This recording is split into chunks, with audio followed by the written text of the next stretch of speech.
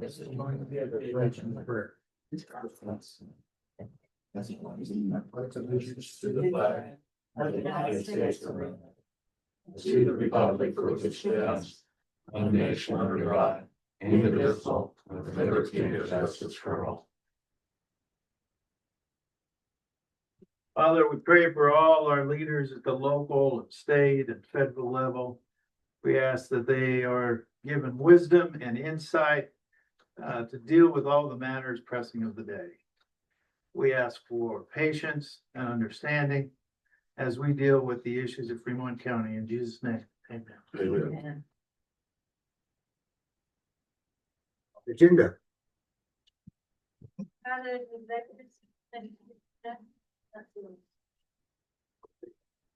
Commissioners. Motion to approve the agenda. Second. Been moved and seconded to approve the agenda as presented. Further discussion? All those in favor? Aye. Opposed? Motion passed. Minutes. Motion to approve the minutes. Been moved and seconded to approve the minutes. Further discussion? All those in favor? Aye. Opposed? Motion passed. We have a stack of bills to approve. Chairman, move for approval of bills. Been moved and seconded to approve payment of those bills. Further discussion? All those in favor? Aye. Opposed? Motion passed. We have no Title 25 signature file. Thank you, Mr. Chairman.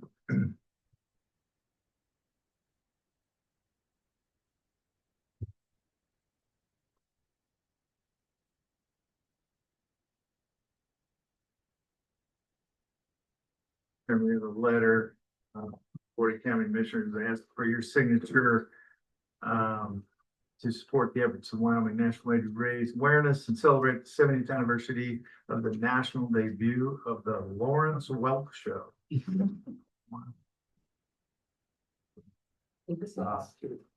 Move to approve your signature, I guess. Do I have a second? Do I have a second? Motion failed. Second. We'll bring this up later, yeah. And Mr. Chairman, we have the Commissioner's record of proceedings. Okay. Priority mail. Chairman. We have the Department of Revenue Property Tax Appraiser Certificate. We also have the move update, Countryside Veterinary Service LLC. Monthly revenue reports from the county planning and clerk of district court. Thank you.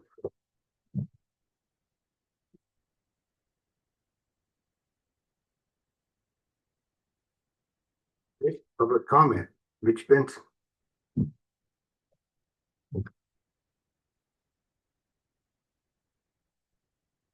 Morning, Morning. Morning.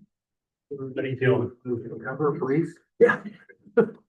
You can see my messy hair. Can't be any worse than mine. I don't know, yours look pretty surprising. Thank you for letting me speak. First off, you asked for that letter on March 9th. I told you I'd email it to you. Oh, I did. oh, thank you. You're welcome. Once again, I'm here in reference to the request that I made on March 9th. That this body reach out to the governor in reference to federal law, state law, and state agency jurisdictions as to property rights within the diminished lands. I was wondering if you folks had had any discussion or if you'd moved forward on addressing that to the governor and the state agencies.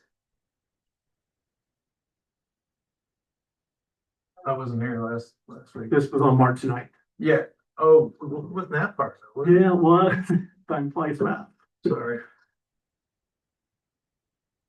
When I presented this body with these legal statutes, setting precedents, federal, state.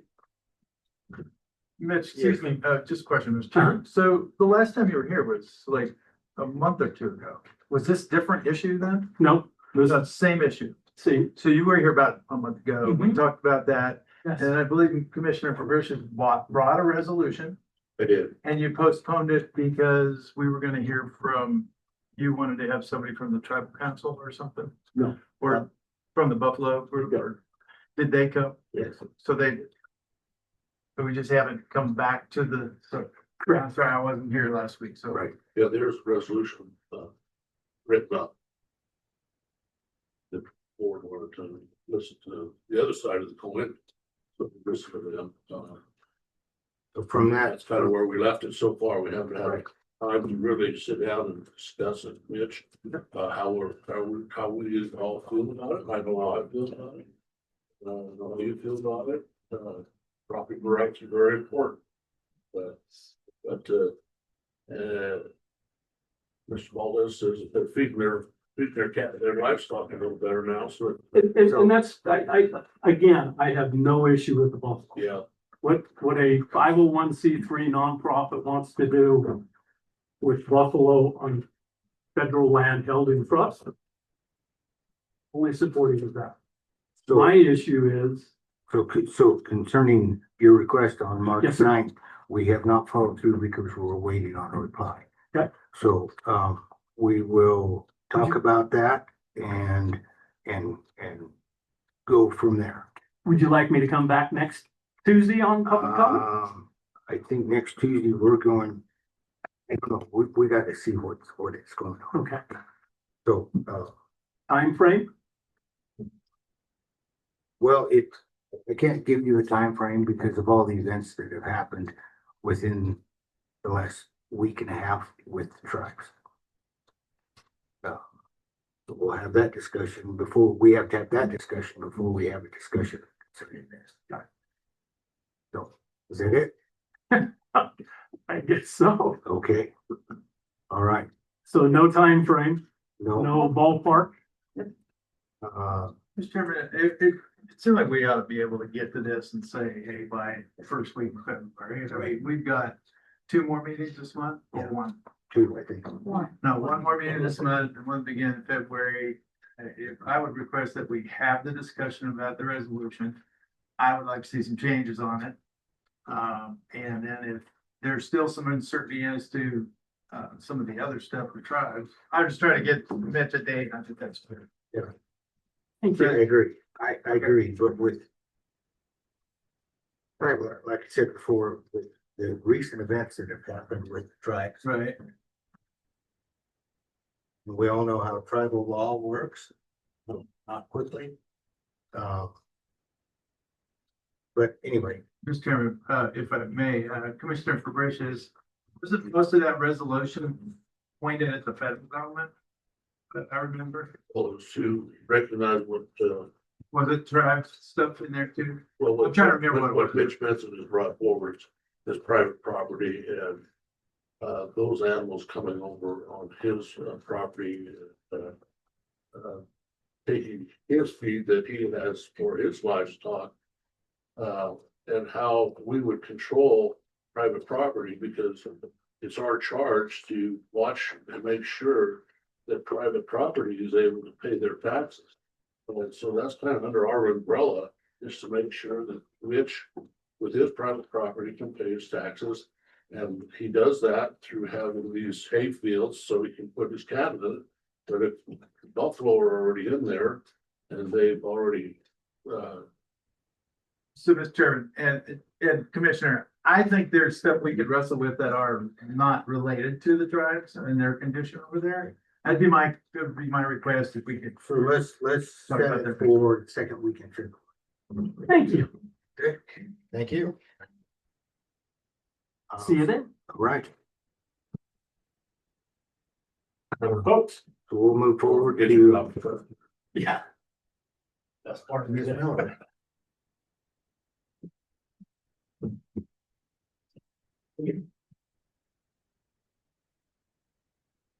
We'll clear a spot for you.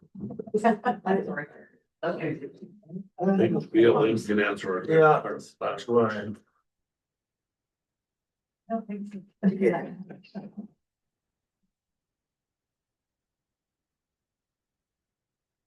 Okay. Drag your chair up. You'll introduce yourself. That'd be great. I'm Ruth Miller. I'm a field manager for the Lander BLM.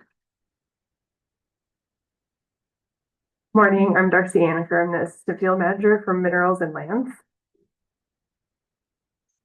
And good morning, I'm Brian Truax, I'm acting assistant field manager for resources.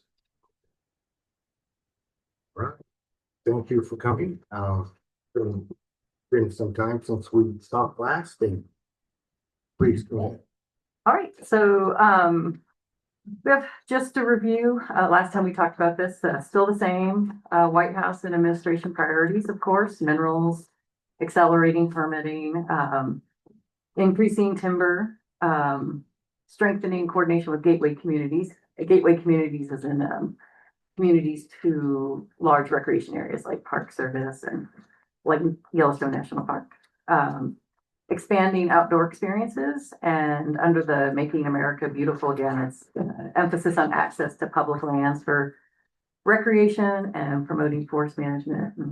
And those are just a few, but kind of the relevant ones for the Lander Field Office. And so I'll go through, I have some general updates for the Lander Field Office, and then we can talk about a few of the specific projects. And then if you have questions, and if you have questions throughout, just let me know. So of course, we haven't been here since last September. We had a 6-week shutdown.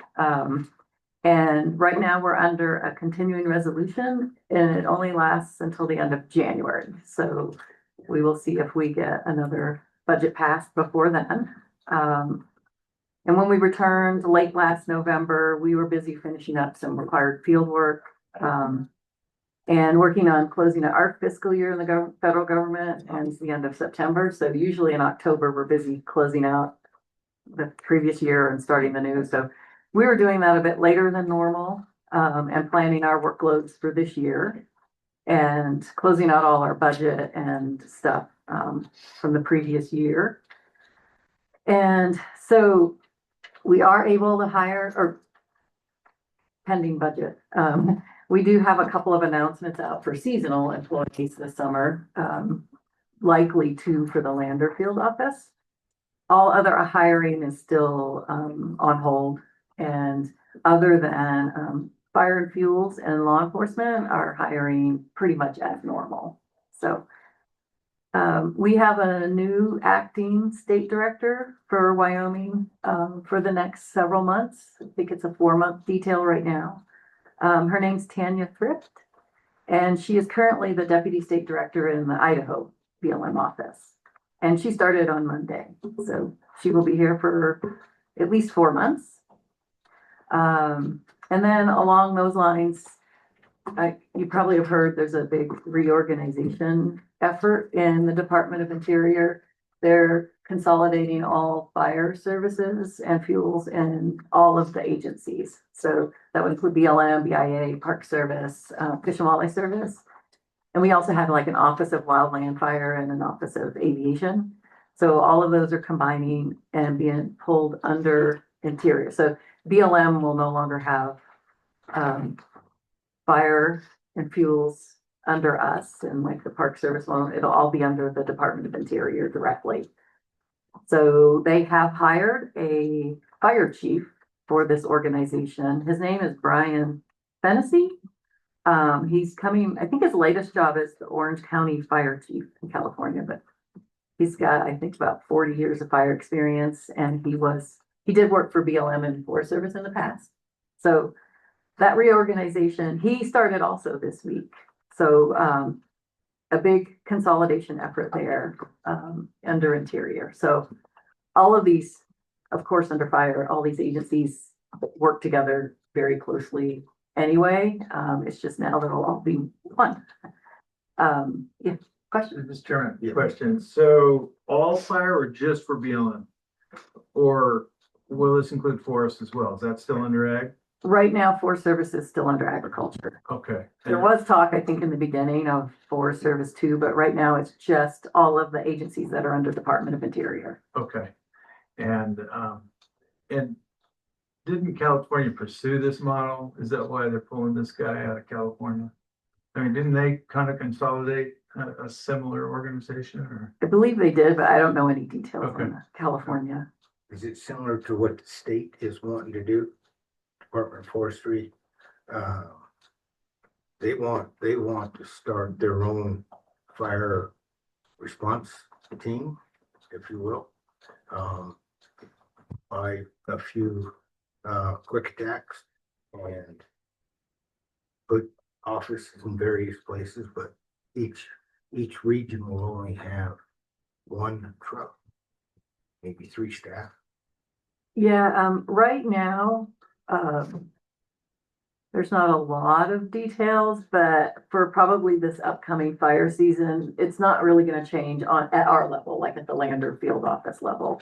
So we'll still have fire engines at the BLM, at BIA, we'll still have fire engines for service. So we'll still all at the ground level for, this year, we'll still be operating kind of, as normal. The upper level organization, is going to be consolidated.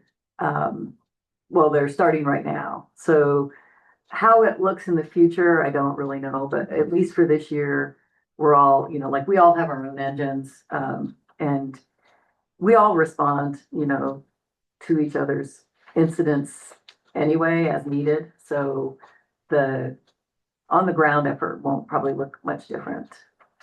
And we have interagency fire teams already. That's how we do fires. So that part won't look different either. So Sorry. that's okay. Those are kind of some of our general updates since last September. And just a reminder, this organization in Interior, so last year they did already consolidate all the administrative functions, like our procurement people, our HR people, training, budget. They were pulled up under Interior as well. So it's a little different, but again, we still kind of contact the same people. So for the project specifics, and if you have any questions, just yell. For oil and gas development, not a whole lot of change since we were last here. Lost Soldier has some projects going in the Green Mountain area, and they currently have 2 wells, and but they hold 40 leases, and they applied for and received approval to do a gas pipeline to connect in to the Crooks Gap area. And we also approved an APD, an application for a permit to drill for another 1 well. Yes, 1 well.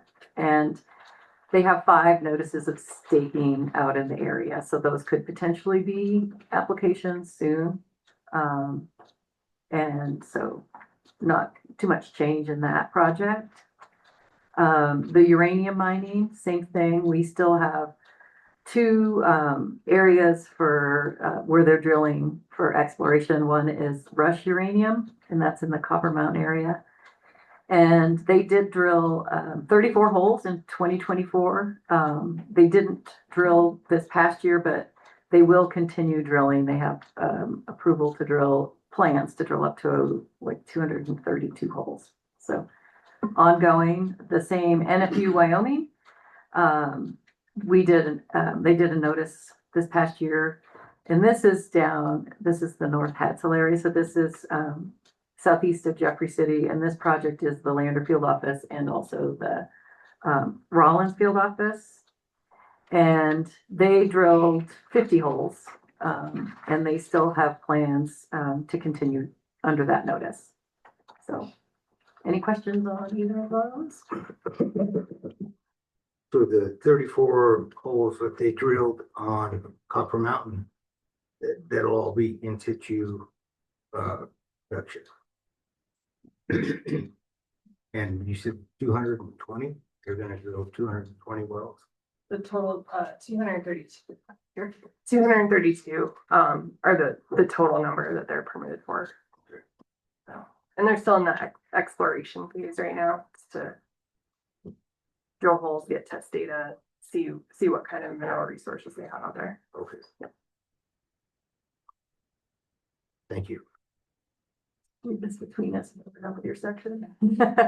So, the Muddy Ridge withdrawal project for Bureau of Reclamation, we probably not a lot has changed since we briefed you guys last. Due to, like I said, the shutdown, and then it was kind of the holidays and we're busy doing, a lot of planning for this coming year, but just as a reminder, this is the area west of Boise. And there's a proposal to revoke the existing withdrawal, 56,000 acres of it. The larger BOR withdrawal was over 250,000 acres. But this portion is the portion determined to no longer be needed for the withdrawal. So we're still working on this process with Bureau of Reclamation.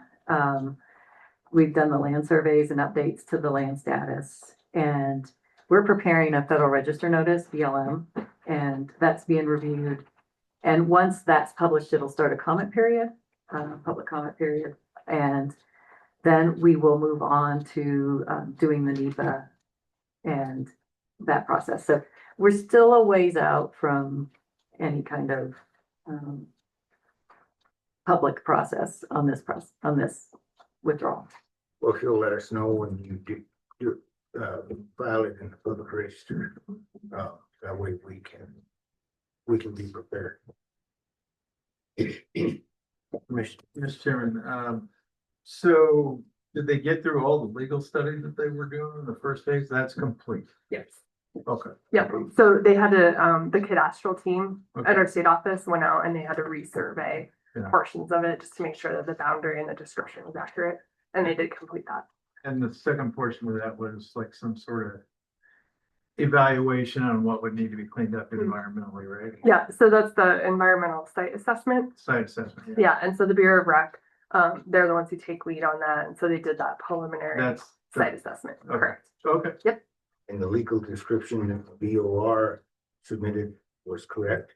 Yeah. Or if we had heard that it wasn't correct? Right, so that's why our, like the BLM cadastral team at the state office, they went out and actually looked at the areas to make sure that it was accurate, and they completed that work. All right, we'll move on to some of the resources. I'll leave this over here. Some of our resources updates. So the one new project since we were here last, so the Lander Slope and Government Draw herbicide treatments. So we have a request from Fremont County Weed and Pest to conduct aerial treatments for cheatgrass on BLM lands. And this is using Reduvra. And so, of course, managing cheatgrass is a high priority for, well, not only wildfire risk, but also wildlife habitat. So right now we're in the early stages working with Fremont County Weed and Pest to communicate like our needs in the BLM portion, because this is going to be other lands as well, not state lands and others. So it's going to be a multi-year project. So not just a spray once, of course, for cheatgrass. That's Government Draw and where? Lander Slope. Okay. And Lander Slope is a big area, so it'll be broken out into various treatment areas. Won't all be done this year. Okay. The virtual livestock fencing, so I think we briefed you a bit on this last time. The Nature Conservancy has a proposal in the Red Canyon area to do virtual fencing. And we're still going through like tower placements for the virtual fencing. Locations for virtual fencing are maybe they vary depending on the type of system you're using, but in Red Canyon, of course, because of the visual resources there and trying to locate it so it's both good for visuals, but also meets their needs for the cattle. So this first one's kind of taken a little longer than probably some of them, but it's just because of the sensitivity of Red Canyon. And then we have a lot of livestock water developments still ongoing, proposals for from grazing operators to improve developments. And so we have several proposals for wells, but also for retrofitting solar pump unit with solar pump units with some wells. And the water projects, of course, hopefully help with not only cattle distribution, but also for during drought operations for producers. So several water developments proposals right now. So how do you get signed up for it? I personally want to sign up for it, and I was gonna call you. Well, and then the shutdown. Yeah. Right, and, I've been tied up since. Yeah, so, we take applications, from producers. If you hold a, grazing authorization on BLM lands, it's simply engaging with our office, starting that siting process, where you're looking to, develop water. We'll kind of help with feasibility of access to water. Obviously, some areas are more conducive than others, but, just kind of give you some guidance on how deep the water table is and how far we'd have to go. Then we once we have a complete application, then we complete the environmental assessment or, the level of NEPA that's required. We have authorities under our categorical exclusion authorities that permit wells. So many of those have been kind of falling under that authority so far. So it winds up being relatively easy process. It still takes us some time to process it, but just given how dry the last couple of years have been, we've seen an uptick in applications from producers, and so we're moving through those as quickly as we can. How long does it usually take to get an approval or a review and then come back, say to me, and say, oh, I need this and this and this. Mhm. Historically, the BLM has not been real expedient on typical government. Yeah. Anyway, I just wanted the time frame. Yeah, so and it depends on the complexity. It depends on what other resources are impacted. If we have cultural resources in the area, that winds up generally being the longest pole in the tent. If we have heritage resources that we have to avoid or account for, that can lengthen the time. We are still not expedient, to be perfectly frank, but it can be anywhere between 3 months on the low end to up to a year, depending on. And then it depends on the timing of the application as well. If we have to go out and do field work in this area that's inaccessible, due to conditions on the ground, then that can lengthen things. Sure. Okay. I'll be over in the application. Yes, sir. Sounds good. All right, and the last specific project that we have on our list, the town of Du Bois, the 3rd Street access. And we mentioned this last time we were here too. But we've been working with Game and Fish, Wyoming Trails, and then the town of Du Bois. Because it's been kind of an issue for the town as well. They have an easement to the BLM, to the gate to the BLM property. And, they've had some issues with that easement, but this is access to the Whiskey Mountain ACEZ area of critical environmental concern. And it's crucial bighorn sheep winter range. So we do have a seasonal closure for BLM for the winter months. And in the past, and we've had the seasonal closure since our resource management plan was signed, and even I think before that. So it's been a long time that BLM has had this closure, but the issue really, I think, came to a head more when the 3rd Street access became an issue in Du Bois. And so we did sign it this year about the closure, and then we ended up having to go and, lock the gate. We locked it, right? We had to go up and, do a bit more because people were still going through even with the closure sign. So we did contact, Pat, the mayor, and, put out a press release just to let people know again that this is a seasonal closure. It's not closed year round. But there's, more longer term, broader, travel management work to be done in the Du Bois area. It's just, that's not been at the top of the priority list lately, but this specific project just kind of brought that all to our attention even more, so closures in place. We'll see how the rest of the winter goes. Mr. Chairman, Yes. so what are the dates on the closure? December 1st. I think it's, give me some grace, about 15 days either way, but I believe it's December 1st to June 1st.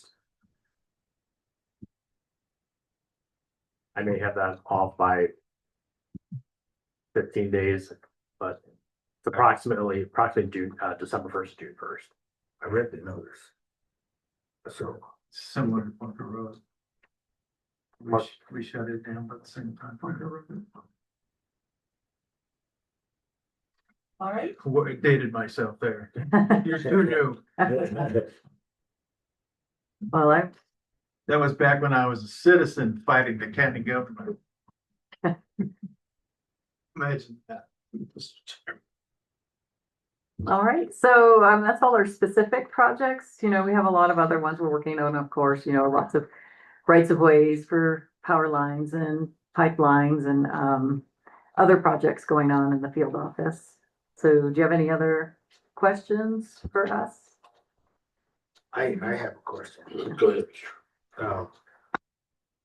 With the drought conditions that we've had last year, and especially this year so far, is there some talk about some leniency towards the bridge years that have the allotments that,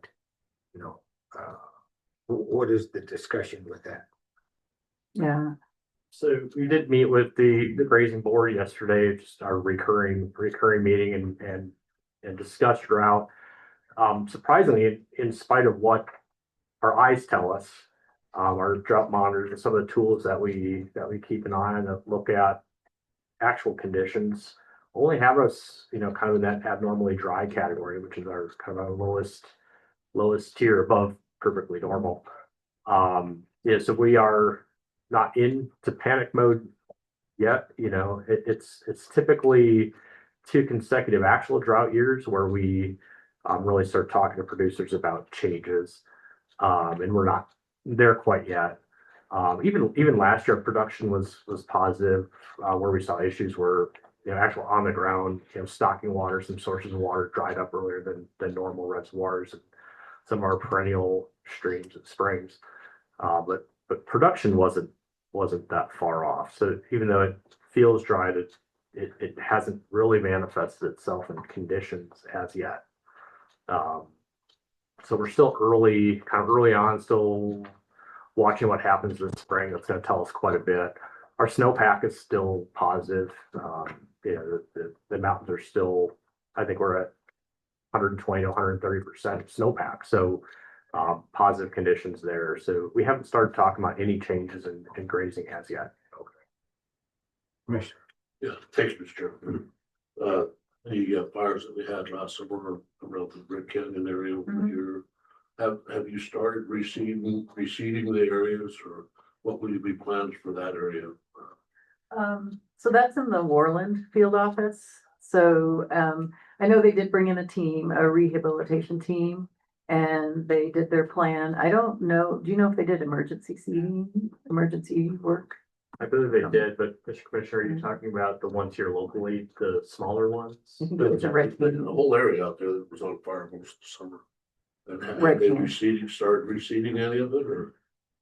We can check, I can check with Warland to see what they've gotten to, but they did bring in some, people from out of the area. We have teams in the BLM that come in when there's large fires, like Warland had several large fires this year. And so they brought in some folks to go through and develop a plan for how they were gonna do any. So we break into two parts, like if there's emergency rehab needed, a stabilization, emergency stabilization needed. And then the long-term rehab plans. So I don't know the details, but we can get you some information from them if you'd like. Just here. Okay. My next question to you is that you're in charge of some of a lot of the vegetation that's on our BLM lands. And like this bighorn sheep, the wild horses, the cattle that are out there. What is the BLM gonna do with the buffalo that get out, and how are they gonna deal with that? That's just kind of a hot item right now. Evidently, some of the people that have buffaloes here at Lander are found with some of the buffaloes far as Barson and far out from Jeffrey City, is that right? Yeah, and so we don't How have do you any, deal with it? I don't think we've had any issues with it so far, but I would imagine like any other livestock, you know, we have we would go through our trespass process. Do you want to explain a little? Yeah, I mean, that's essentially it. If we identified that kind of trespass, we'd work it through our law enforcement arm and our, you know, the remedies that we have, you know, through regulation and trespass. So it'd be, working with the owner of those livestock, and we haven't had reported to us buffalo as yet. Like I haven't seen that on BLM lands in our field office yet. So we haven't addressed any trespass buffalo yet. They haven't been reported to us. If that has been an issue on BLM, you know, someone should report it to us, but we haven't had it. And then if it did come up, we would handle it as trespass, conduct an investigation, record timing, and then issue fines and fees for use of public forage. You're like us to the area. Yeah. Okay. Yes, sir. Commissioner. Yes. So, I've had a lot of people concerned about, road grading. And, a lot of it, the majority of what I've been, Green Mountain is really bad. I mean, you lose a tree down some of those holes. So if there's a lot of people up, that place is packed all year, and then up to the time when they can't get in. This year they probably still get in. But the roads up there have not been graded, going in and out and into the areas. And I mean, where you can't take campers up in there, and that's all open for that. So I would like to see some road grading or communication with our road department. Okay. Yeah, we'll talk to our ops folks, our operations It's really, folks. it's really bad, and that is a very used area. Yeah. People love it up there, and they wild horse watch, they bird watch, I mean, it's a lot of activity up there, besides just the camping and all that, so you guys can check into that. Okay, please. we will. We meet with them every year to kind of prioritize areas. We have very limited staff, I of know. course, Right. and so, Well, I think that's been the Yep. problem, and so the last few years, it's not been taken care of up there, but it really needs okay. upgraded. All right, any other questions?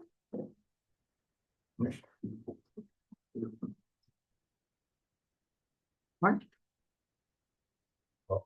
Thank you very much. Thank you. Good to see you. Please come back soon. All right, we will. Thank you. Thank you for coming in. Appreciate the updates.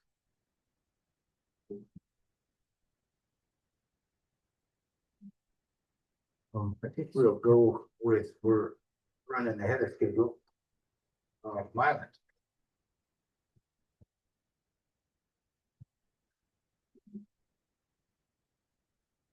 Mr. Chairman, Morning. so as instructed last Tuesday, I reclassed the administrative assistant to assistant coordinator position and came up with a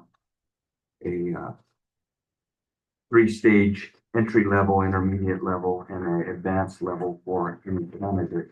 And Julie had created a functional SOC matrix that would fit that position for us. And I think you have copies, I'm not sure, but I have some here with me of the three levels. And then what the difference between the ones that I'm giving you now and the ones that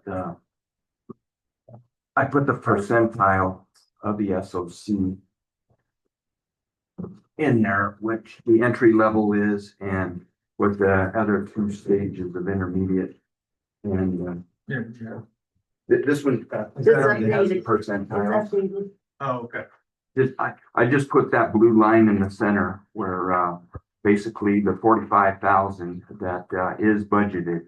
I have it as entry level qualifications, and that is currently at the assistant coordinator at a 8.92 percentile of the SOC. And then the intermediate is 47.5 at 9.2 percentile of the SOC, and then advanced level qualifications at 10% of the SOC. So the spread between the basic entry level and the advanced is about $5,400 difference. If somebody was to be advanced, of course, pretty tough to do, I think. Commissioners, questions?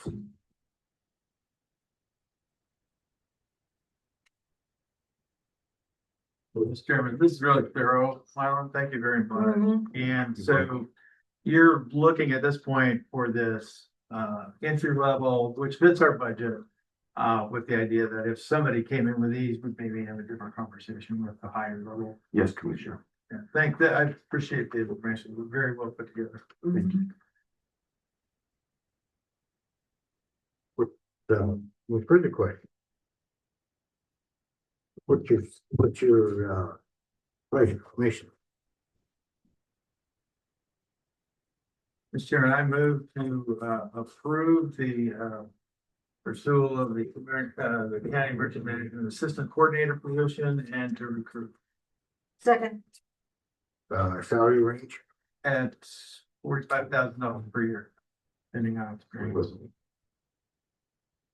I would suggest we go $45,000 to $50,437, Okay, depending on so amended.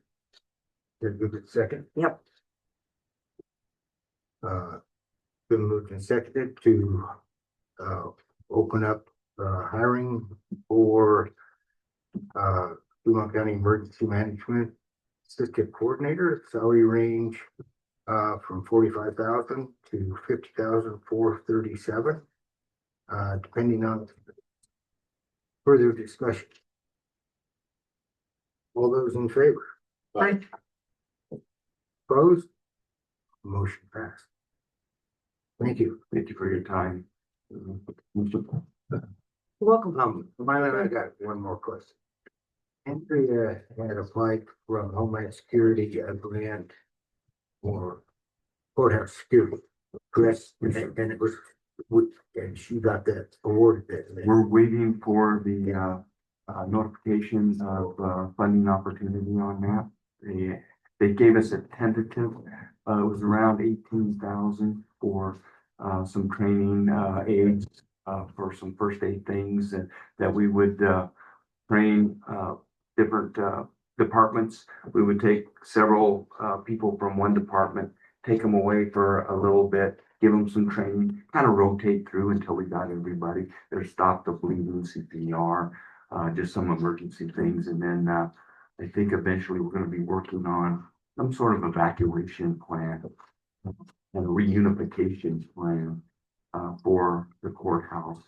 I think we really need to look at numbering and identifying our floors with like either basement, first floor, second floor, and perhaps even color coding them just so that if emergency responders come, they know where they're at when they're told by dispatch to come to this building. So, but it is a maze on this side of the courthouse. Right. So it's going to be a challenge to try and work that out. I've talked a little bit with John Hammerlink on that. And, but I think it'll be beneficial to try and identify those floors for first responder. When a dispatcher says we have a problem at the courthouse, this particular area, that they know that if they're traveling through, they're still on the blue floor or the red floor, whether it be basement, first floor, second floor. I think we need to identify those clearly because, you know, heightened emotions do interfere with cognitive reasoning. And so those markers, I think, help. There's a mouthful. Yeah, boy, howdy. Chairman, in talking with IT, that there is a problem. I mean, on the top floor, you have room 2 something, and then you have another room 3 something. It's all messed up. Everything's messed up, and so we've got to get that straightened out, not just for what's been presented here, but because IT wise, when we're looking at the security cameras, when we're looking at the other items that we need to be very particular about in sense of knowing what has happened where. Yeah, the numbers are all mixed up That needs to in be the whole done. building. So if the building supervisor could help with that also, in a sense of. Yeah, Mr. Chairman, I had a conversation with Lance as well as John Harmelink this week. When we get to concerns and needs, I want to talk about the security committee because we want Mylan involved in that. And one of the top initiatives is to go after, we've got a mess with all the keyless entries. We don't have, everything needs to be remastered. Everything needs to be reorganized. This numbering system is a big piece of it that Lance has brought up. There's a lot of moving tentacles. Ron's been dealing with some stuff over in the Justice Department and the issues that they're having with security. So I want to bring that together with a tighter group, but that's high on the priority list. And Chairman, talking with IT too, our security camera feedback is none. Okay. We have cameras up, but because of the non-knowledge of the server and what's going on, you know, we need to really, Clean this up. yeah, because we cannot even go back and see what happened in a particular situation. Certain areas. Mr. Chairman, Yes. I do want to mention being a part of that courthouse security, gotta careful how I say that, committee. Kevin and Trudy I think Trudy actually has done already a schematic of the change in the addresses, so I hate to reinvent the wheel. That was good stuff. What I really would like from the commission is that you support and you tell, us who are housed here, how it's gonna be, because what they were getting was feedback of, I'm not changing my address because I've had this for 30 years. Too bad. We gotta do it so that we're all safe. But this board will need to make that declaration through our committee or however you do it, saying, yes, we are doing it. And so I'm just telling you that some of the feedback being on that committee, that was frustrating, so. Yeah, I agree with Julie. There needs to be that final say. And Mr. I have a question to you. Do you believe if we put the committee together, in my mind, this committee should have some management representation on the lower floor, the upper floor, Riverton Courthouse, and then our technical people and yourself. Should we give that authority to that committee? We have several managers, several elected officials on it. I think we can do that. And then if there's any dispute, people can come and argue with us, but we'll give them that authority to do. Would you suggest that, or would you? Because I hate for those kinds of things to always percolate back up where we have to get involved and make the decision. So should we give that authority there? You know, I think some authority, but if they can't make a decision, we've seen some of that where there's pushback from Elected officials and Not just elected officials. and judges. yeah, so there's been And a other lofty characters, yes. very, very animated individuals. And I think that we need to have a final say at some point if there is disagreement within that committee. So, Mr. Chairman, one of the things I've wrestled with, and I got with, I think another thing this committee needs to do is establish a building policy. That's something that's been asked for a long time. We haven't done it. We need help say what this policy is, and then we issue it and we approve it with the commissioner's signatures. And then that's the defining document So that says, and I know there's gonna be exceptions and that sucks, because sometimes we get pulled, we get pulled by our other elected officials and our bleeding hearts get the better of us, but a complicated, never happens to me. But yes, I agree. I would say that would be one of the first things, but, I agree. okay. Any other questions concerning that? Or any other questions with violence? thank you for the privilege of your time this morning. Thanks for coming on. Good day. Well, we got 5 minutes. Let's go, let's start with meeting reports and concerns. Commissioner Jones. You have 5 minutes. So, Mr. Chairman, I would like to see us reestablish the courthouse security, not court, but the county building portions of our buildings and the Justice Center over there in Riverton, and set up a committee to start working on these issues. I think we have 2 or 3 that we really have to get on top of in terms of the doors, the cameras, dressing and all that stuff, and the policy. And I suggest that Mylan, Julie, Commissioner Fabricius, myself, just because you're on the court, you're Riverton courthouse liaison. Lance is our IT guy. It's not Vance, that's Lance. Lance. Yeah. John Harmlink, Tara, and also Steve Bowman, because he's on the 2nd floor here. And we really didn't have anybody on there. So I would suggest that we do that and just need approval from this commission. If you guys are good. I'm good with it. Okay. Good, Ron? Yeah. We'll establish it and Okay. we'll come up with solutions and finalize that. Okay. I'll get with you, Mylan, on scheduling and see if we can't pull this group together.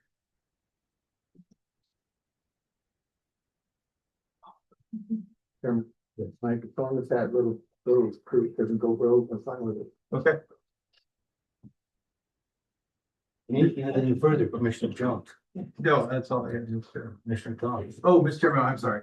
I did hear from our architect, but I have looked at what she's saying and she's doing a little bit of work on it, and I'll bring that next week, but I just need to add 2 months to. I was gonna ask. Okay, yeah. Commissioner Wilson, I have none this week. Commissioner Fabricius. Yes. Attended a court security meeting here last week at the courthouse, and there, one of the issues that they have is some of the letters and the box that come in. They're gonna have the security people there open the letters. Some of kind of like my son does. He's actually the highway patrolman. He's a bodyguard for the Idaho governor, and he opens all of their mail. He opens all the boxes and checks for Amtrak's or anything that's unusual with the mail. And so that's the kind of the program they're gonna set up here at the Riverton Medicine Courthouse. So I think that's a pretty good program for them to get going on, so that there's no anything illegal or explosive that might come into the courthouse. So I think that's a good thing to look at. The other issue they have now at the courthouse there is that they're running short on shelving for all the case laws that they have. And we have some nice shelving that we have bought in the past for them, and they've filled it all up, and all of their shelves are pretty much full. And they have an area there that needs that could use some more shelving.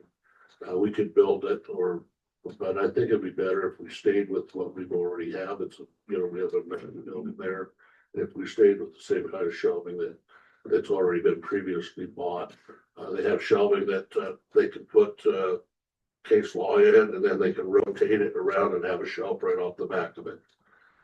Maybe a little more expensive, but I think that's what we need to get for them, because there's really have no place to go with their paperwork. And a lot of it's they're shipping off to Cheyenne for the archives, but they still are really desperate for some shelving. So I asked John, maintenance person to look at us the cost and see how available that shelving would be for. Chairman, Yes, I do have something in front of every time. are you done? I didn't hear it. Are you done? Yes. Commissioner Thomas? Chairman, from the standpoint of the, Fremont County Commission, we need to, I guess, send, well, let all our departments know, and then also send, within our department, just to, be aware of the ongoing governmental, issues that are happening with the Shoshone tribe, and then from the standpoint of government relations, I think we should send a letter saying that, both to the Shoshone tribe and to the Intertribal Council, that our ongoing relationship would be suspended in the sense of meetings, communication, interaction, until we figure out from their standpoint, their stability in the sense of where they're at, in the sense of their current government, in the sense of what's happening. From that, why that should happen is because we do some, government relations with them. We do have things that we currently would like to work on and things we have worked on, but we really need to see and hear from the Eastern Shoshone tribe and probably the Tribal Council on the issue of is there now going to be, or is there still issues with non-stability within the Eastern Shoshone tribal government, the SBC, Shoshone Business Council. So I think we need to reach out, send those letters, and also let our departments know that there is an issue where, until further notice, if anybody from the SBC wants information, we need that kind of suspended until we really know who's in charge. Thank you, Mr.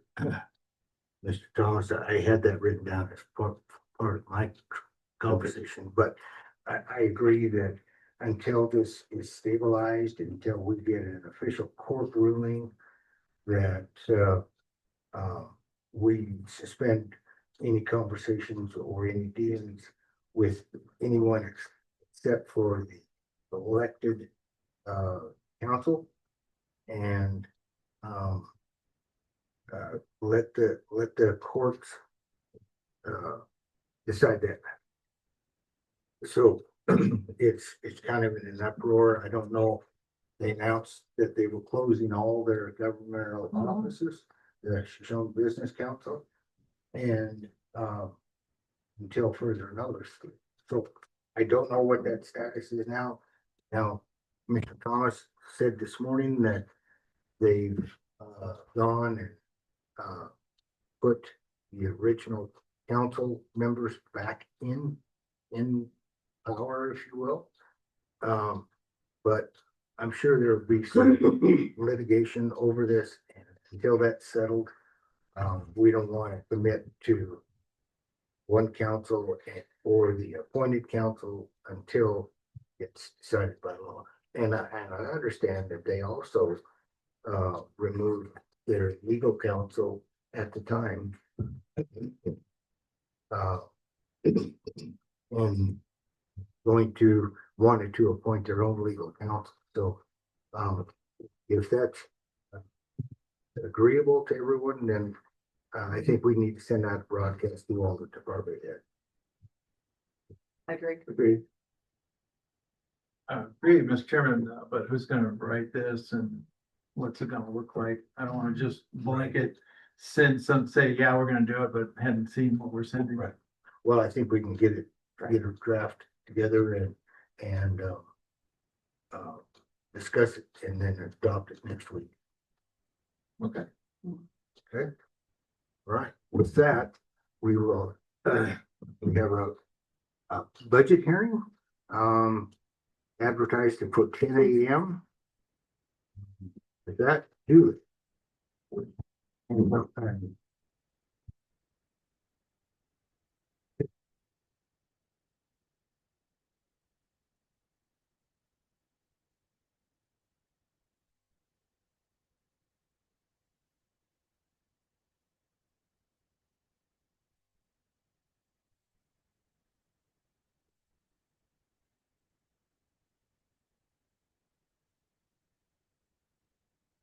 Mr. Chairman, as discussed last week in our pre-budget hearing, the first one, top here, I'm gonna let Jim actually work through that. We did talk a little bit about the fact that a recovery of, in a search is usually not covered under the state search and rescue fund, but we do have the ability under the Secure Rural Funds Title III monies to get that reimbursed.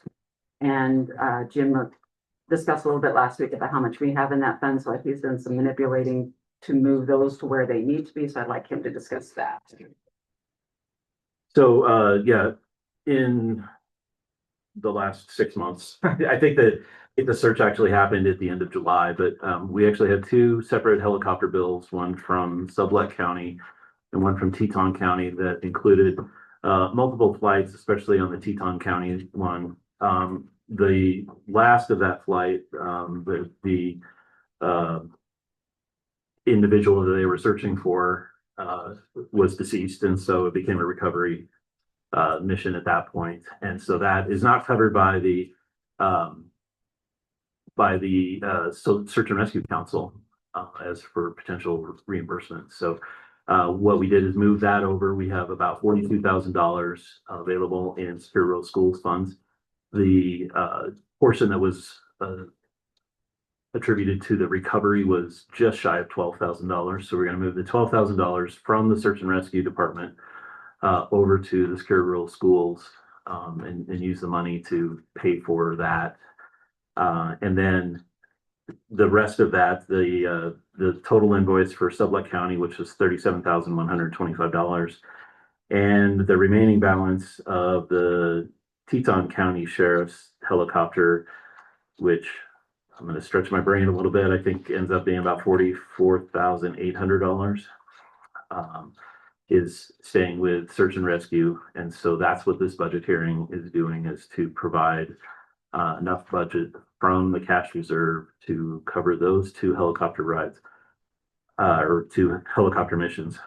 That does put them basically at $0 left.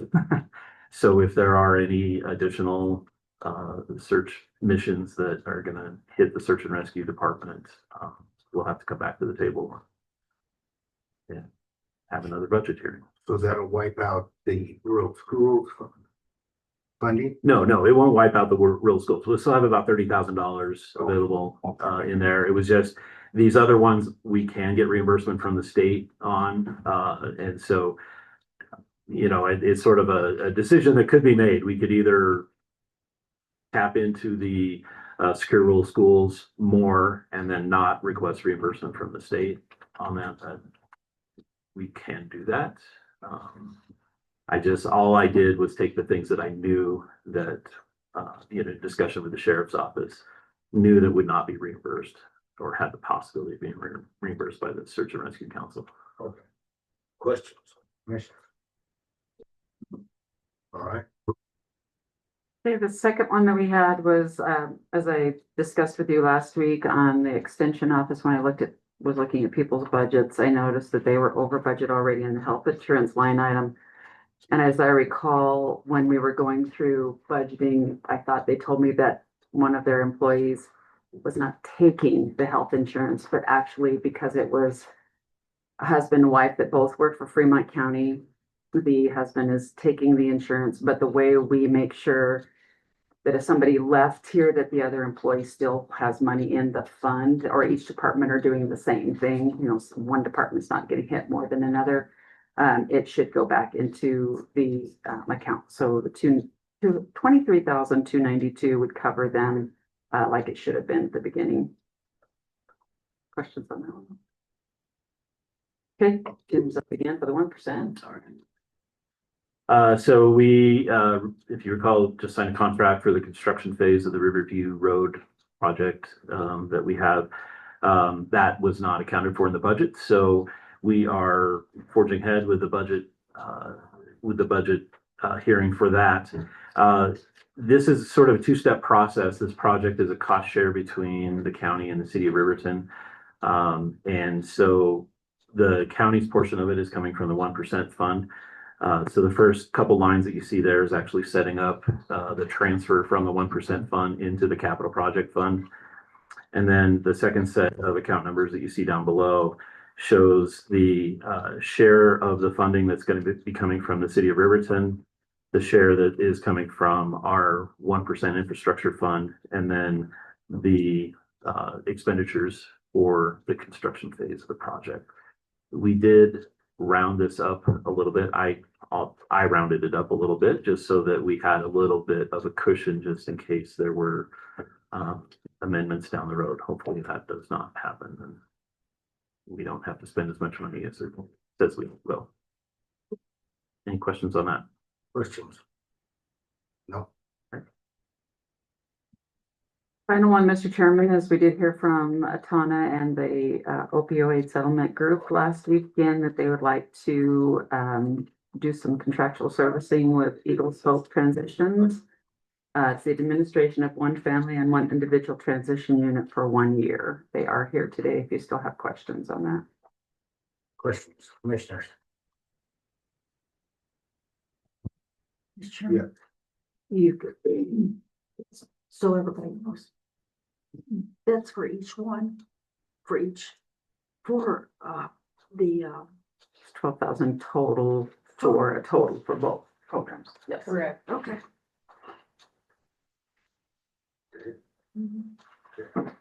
Commissioners, what's your pleasure? Since this is a public hearing, is there any public comments? Have we received anything? Any public comment? Commissioners, what's your pleasure?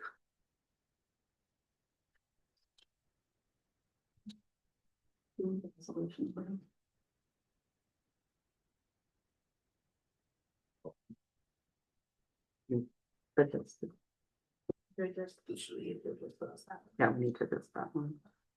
We can have them, do but just don't sign this one. So we'll adjust it to, so the only one adjusted is the one for the search and rescue. Well, did you adjust this from the advertisement? No. Okay. So I think just so we'll fix that up, but the, motion would still be the same for that.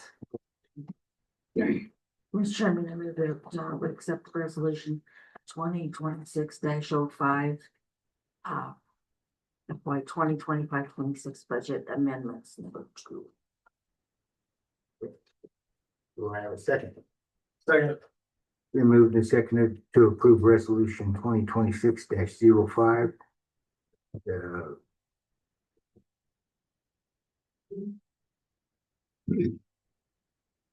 2025-2026 budget amendment number 2. Further discussion. All those in favor? Aye. Opposed? Motion passes. Thank you.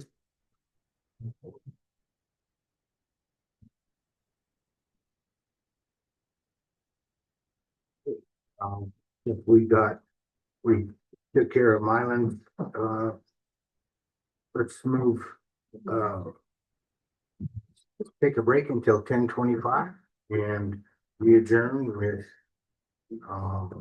with the meeting from there. We need to do this.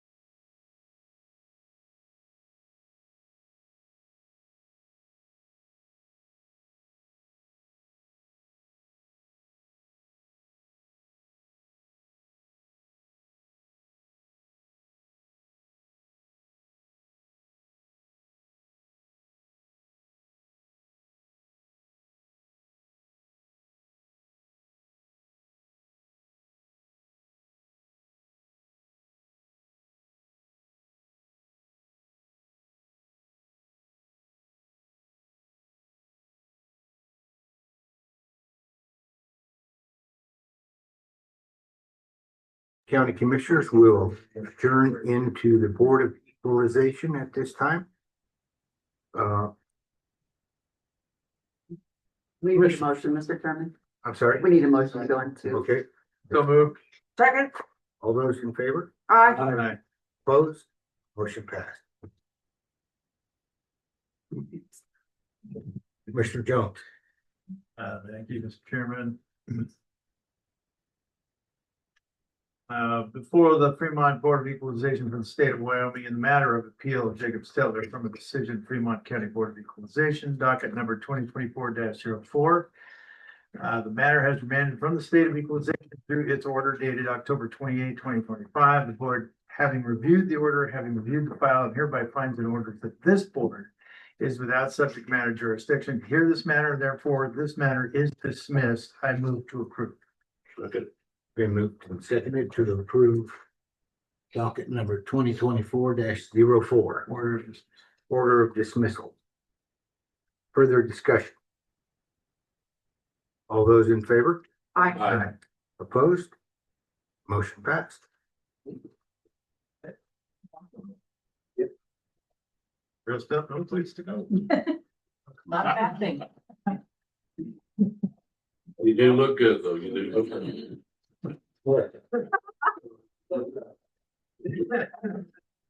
With that, I need a motion to go out of executive, Board of Equalization. So moved. Second, Then moved and seconded to go out of Board of Equalization. Further discussion.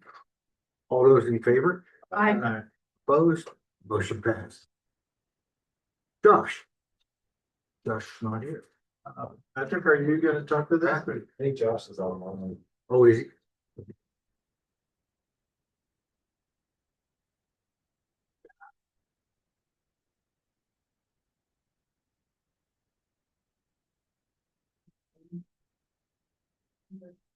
Yeah, I know.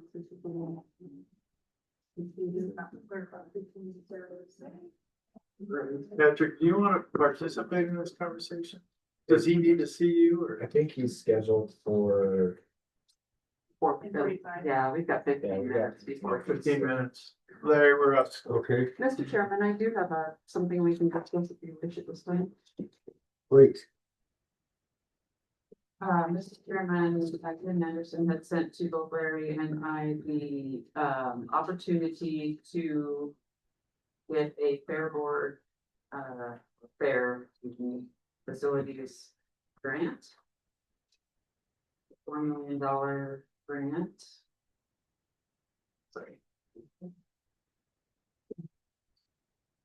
The applications are due on the 9th of February.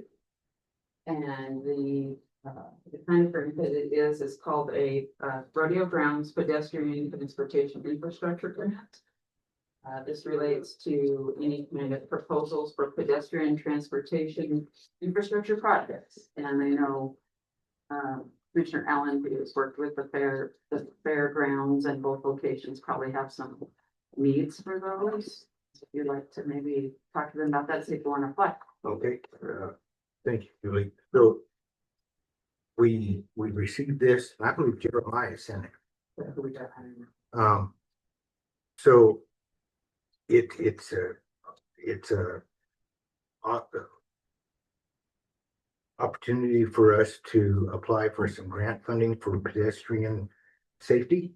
And it could be used for transportation, it could be used for several things, but just off the top of my head, without looking at getting into the weeds too much, my thought is that we could apply for some grant funding to improve the lighting at the current fairgrounds and at the annex as well. I mean, and both facilities qualify because they're both rodeo grounds. And it would improve, and we could also, there was talk about applying for an access permit to come off 8th Street into the annex. Mm. And I think we could do that and that would qualify as well as improvements for public safety and pedestrian use. And we could even, ask to have streets painted, with crosswalks and so on and so forth. But like I say, right off the top of my head, There's some stuff on. those were the things that I had thought of. And I had talked to the annex manager, if you will. He's not the manager, but it's the person at the annex manager, and he's getting together a list. And I will talk to the maintenance person at the fairground, Riverton as well, and go from there. So if you all have some ideas, I think it's an opportunity for us to do some lighting and maybe some attractive lighting. Like one thought is from the show arena on the grass at the fairgrounds, between that and the barns is a roadway. If we could maybe put up some nice pedestrian lights, or arches over or whatever, that would make it look better. And the parking lot at the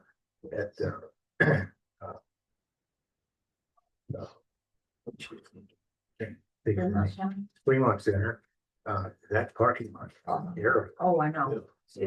I think if we could put some lights in to improve that, even if we mount them on the existing buildings rather than mess up our parking lot. Right. So those are my thoughts, and if you want to move forward, I will fill out the grant application and go from there. Mr. Shannon, be also good opportunity. The entrance coming into the fairgrounds or archway there to update that. That's dark. Can't even read it at the time. That would be a good spot there too. The electric sign, Mhm. message board. Yeah, all that needs to be done. Commissioner Jones. Mr. Chairman, is there a match requirement on this? I got half page here. I don't know if there's a matching. Oh, sorry. I'll look on real quick. Okay, I got it. I'm sorry. It doesn't ask for applicant So must provide at the least a 1-to-1 match or Yeah. funds apply. You could probably reach out and get, this looks kind of basic, but. Oh, they must provide at least a 1-to-1 match for the funds applied for, including in kind. So if you have Material. somebody that could come do road work or whatever to help with your, whatever you're gonna do, that could be in kind as well, so. The rodeo grounds do have to have a total seating capacity of 7,500, which might make it limited to the general fairgrounds. And not the annex. Yeah, so a couple of those things to just double check. And I think you're right, Jeremiah might have sent that, so maybe he has some more information where he can.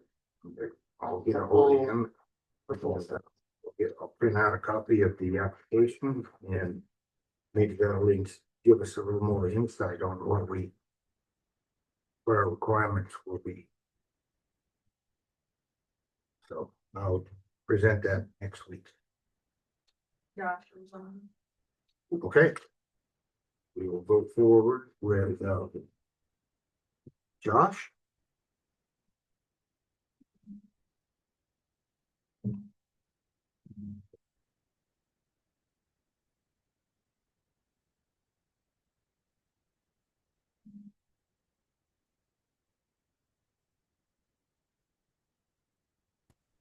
Morning. Good morning, commissioners. Can you hear me okay? We can hear you fine. Thank you. Okay. Well, hey, thanks for having me back in. You'll have to maybe remind me a little bit, if you don't mind, where we left off and where we can start today. I'm looking for my notes, but I think we've got into the point of the funding opportunities and what you could help us with, how to go, and we hadn't got into the part about how to get into it and the application process and so on and so forth. Yeah, maybe we could talk about that a little bit. And if you don't mind, maybe we just take a quick rewind and talk a little bit about the areas that you think are important to grow in Fremont County and where you're looking to grow as the agency that really more than anything, we are focused on providing opportunities for communities to grow their economies and grow in even the number of people that they have so that they can better address the workforce challenges that our employers see. And so maybe what we could do is talk a little bit about the areas that you are exploring and thinking about growing into and see where there's an overlap with what our programs could do. Mr. Jones, you have any? No, I don't. I mean, there's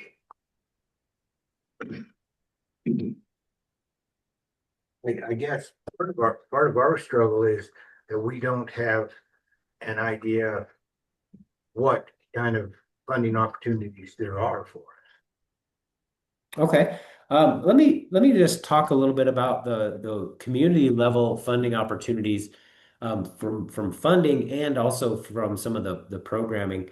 Our major program, the program that is we're probably most famous and infamous for, is called the Business Ready Communities Program.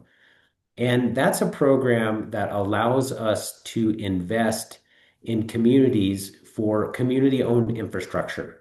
So those are things like water and sewer, curb and gutter, basic infrastructure to maybe a business park and ways to expand, or even water and sewer infrastructure for growth, potentially even for housing developments and things like that. And so that's probably our most again well-known program. And that infrastructure piece needs to be community owned. If there's a business involved, it can be like a building, for example, the Maven building in Lander, the Brunton building in Riverton. Those are business council projects that the community owns and then has as an asset for businesses to utilize. So that's probably the one that county commissioners generally use more than anything when it comes to the business council. So would it be an option to possibly seek funding to help build a new search and rescue facility in Riverton? That would be part of our infrastructure. Generally speaking, for something like that, that's not something that we've typically funded. However, what we would do is it would be more about economic growth. So what would for example, what would the business community like to see, or what would would it be able to increase the workforce challenges there in the county? Those are the elements that we really look at is really more about that economic growth. How do we bring more jobs to a community, not necessarily replace existing infrastructure or existing entities like search and rescue or police and fire, things like that. Mr. Jones. Chairman, when we were doing our road studies, we have a loop around Lander called Squaw Baldwin. And we've, our Lander community has struggled with getting water and sewer infrastructure out around those kinds of things, and whether it's difficult for them to come up with those kind of funds if they want to consider an annex and grow that community. Yep. And at one point, I've had a few conversations with Riverton, gone by the wayside a little bit, but it seemed like there was a good potential water structure that came off of Sinks Canyon Road and started working up Squaw Baldwin a bit because of but that's a pretty large project. And of course, we'd have to be on it. The city would have to be on it. Does that fit inside of that kind of thing? That sounds like something that would fit more into our programs.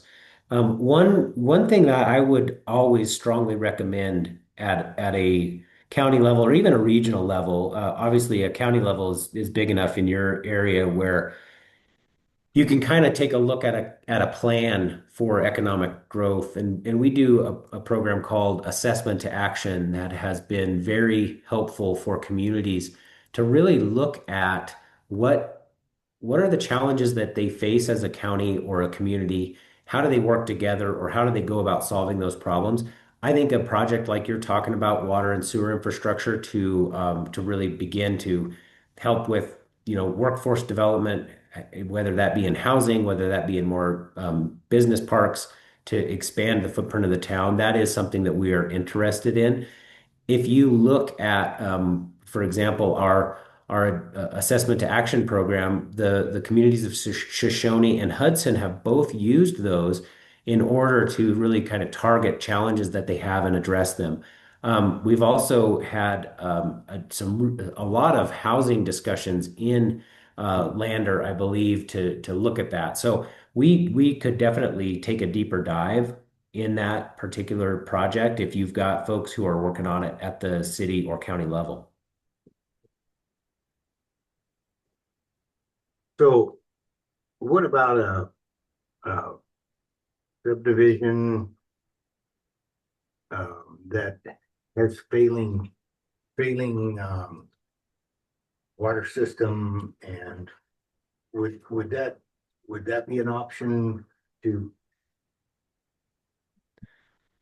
apply for a grant or apply for funding to get their infrastructure more secure, more stable? So typically speaking, we're in the kind of the new infrastructure game. I think there may be other programs for existing infrastructure, or other options for existing infrastructure. Again, we're happy to help with planning. We're happy to help with coordination and then connection with the right agencies if we find that we're not the ones. We kind of like to come in from the get-go and find out what the real problem is there. So we're definitely we could be helpful on the analysis portion of that and understand the problem, get it well laid out, and then connect you with funding sources or opportunities that might be able to do that. It may not be us directly, but we want to be involved to understand the challenge and be able to connect you. All right. Commissioner, questions?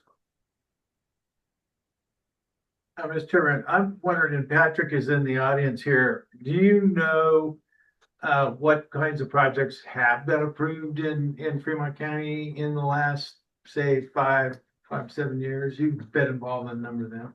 Maybe you can come up. Yeah, I've actually got that right in front of me, and I'm happy to send it along. Patrick, if you know him off the top of your head, this could be a really nice opportunity to quiz him a little bit and see how he does on the quiz. But in a report card. If you don't, well, he looks like he's got it too. So I'll let Patrick go and talk about all those projects. He ought to be the one that gets the pat on the back for those. And if you have any that you don't like, that's my fault. All the ones that you do like, that's for him. Sure. Well, All right.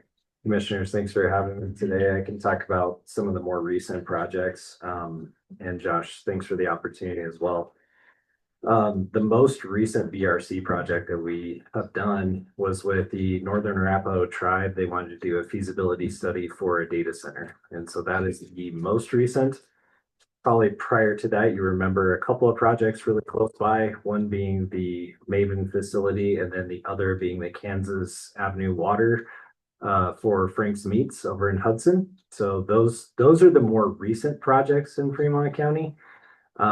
Obviously, we could go into lots of other ones prior to that, but those are the most recent ones. And I know that Mayor Oler was really grateful for that project in Hudson.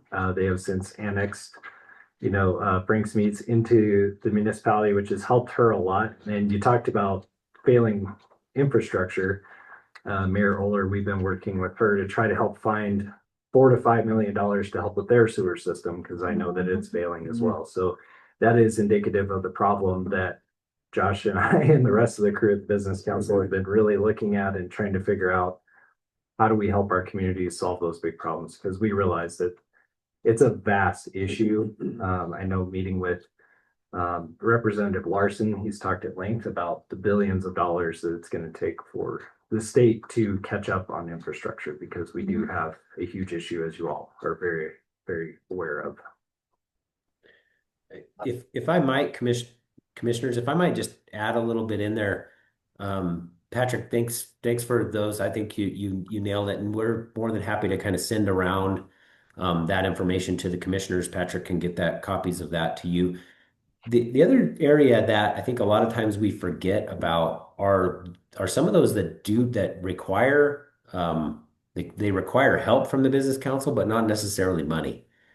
And I think that, Patrick, if you want to talk about a few of the businesses that we know of, as well as some of the projects that are they're at a point where they're no longer confidential that you could talk about. I think it's important to also note that we are involved in a lot of projects where we're behind the scenes, and we're never really, kind of known that we do that work. But I think it's important for at least the county commissioners for sure to know the things that are going on around, and how we try to utilize as much expertise and as little money as possible, I guess, if you will. Patrick, you want to talk about a couple of those? Yep. All right.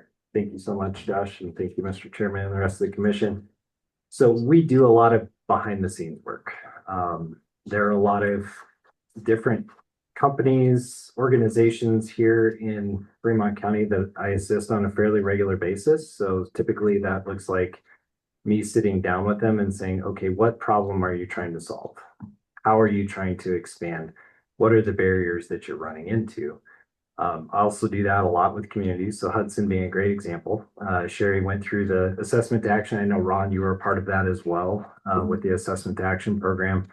Mayor Oler went through that program and identified a whole lot of different things that she wanted to do, starting small, but just to start working on some of the issues there in Hudson.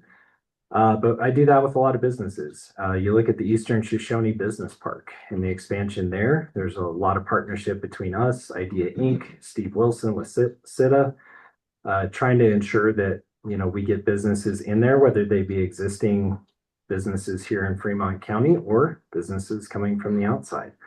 And so you'll see a lot more coming in the press soon about, different folks coming into that area.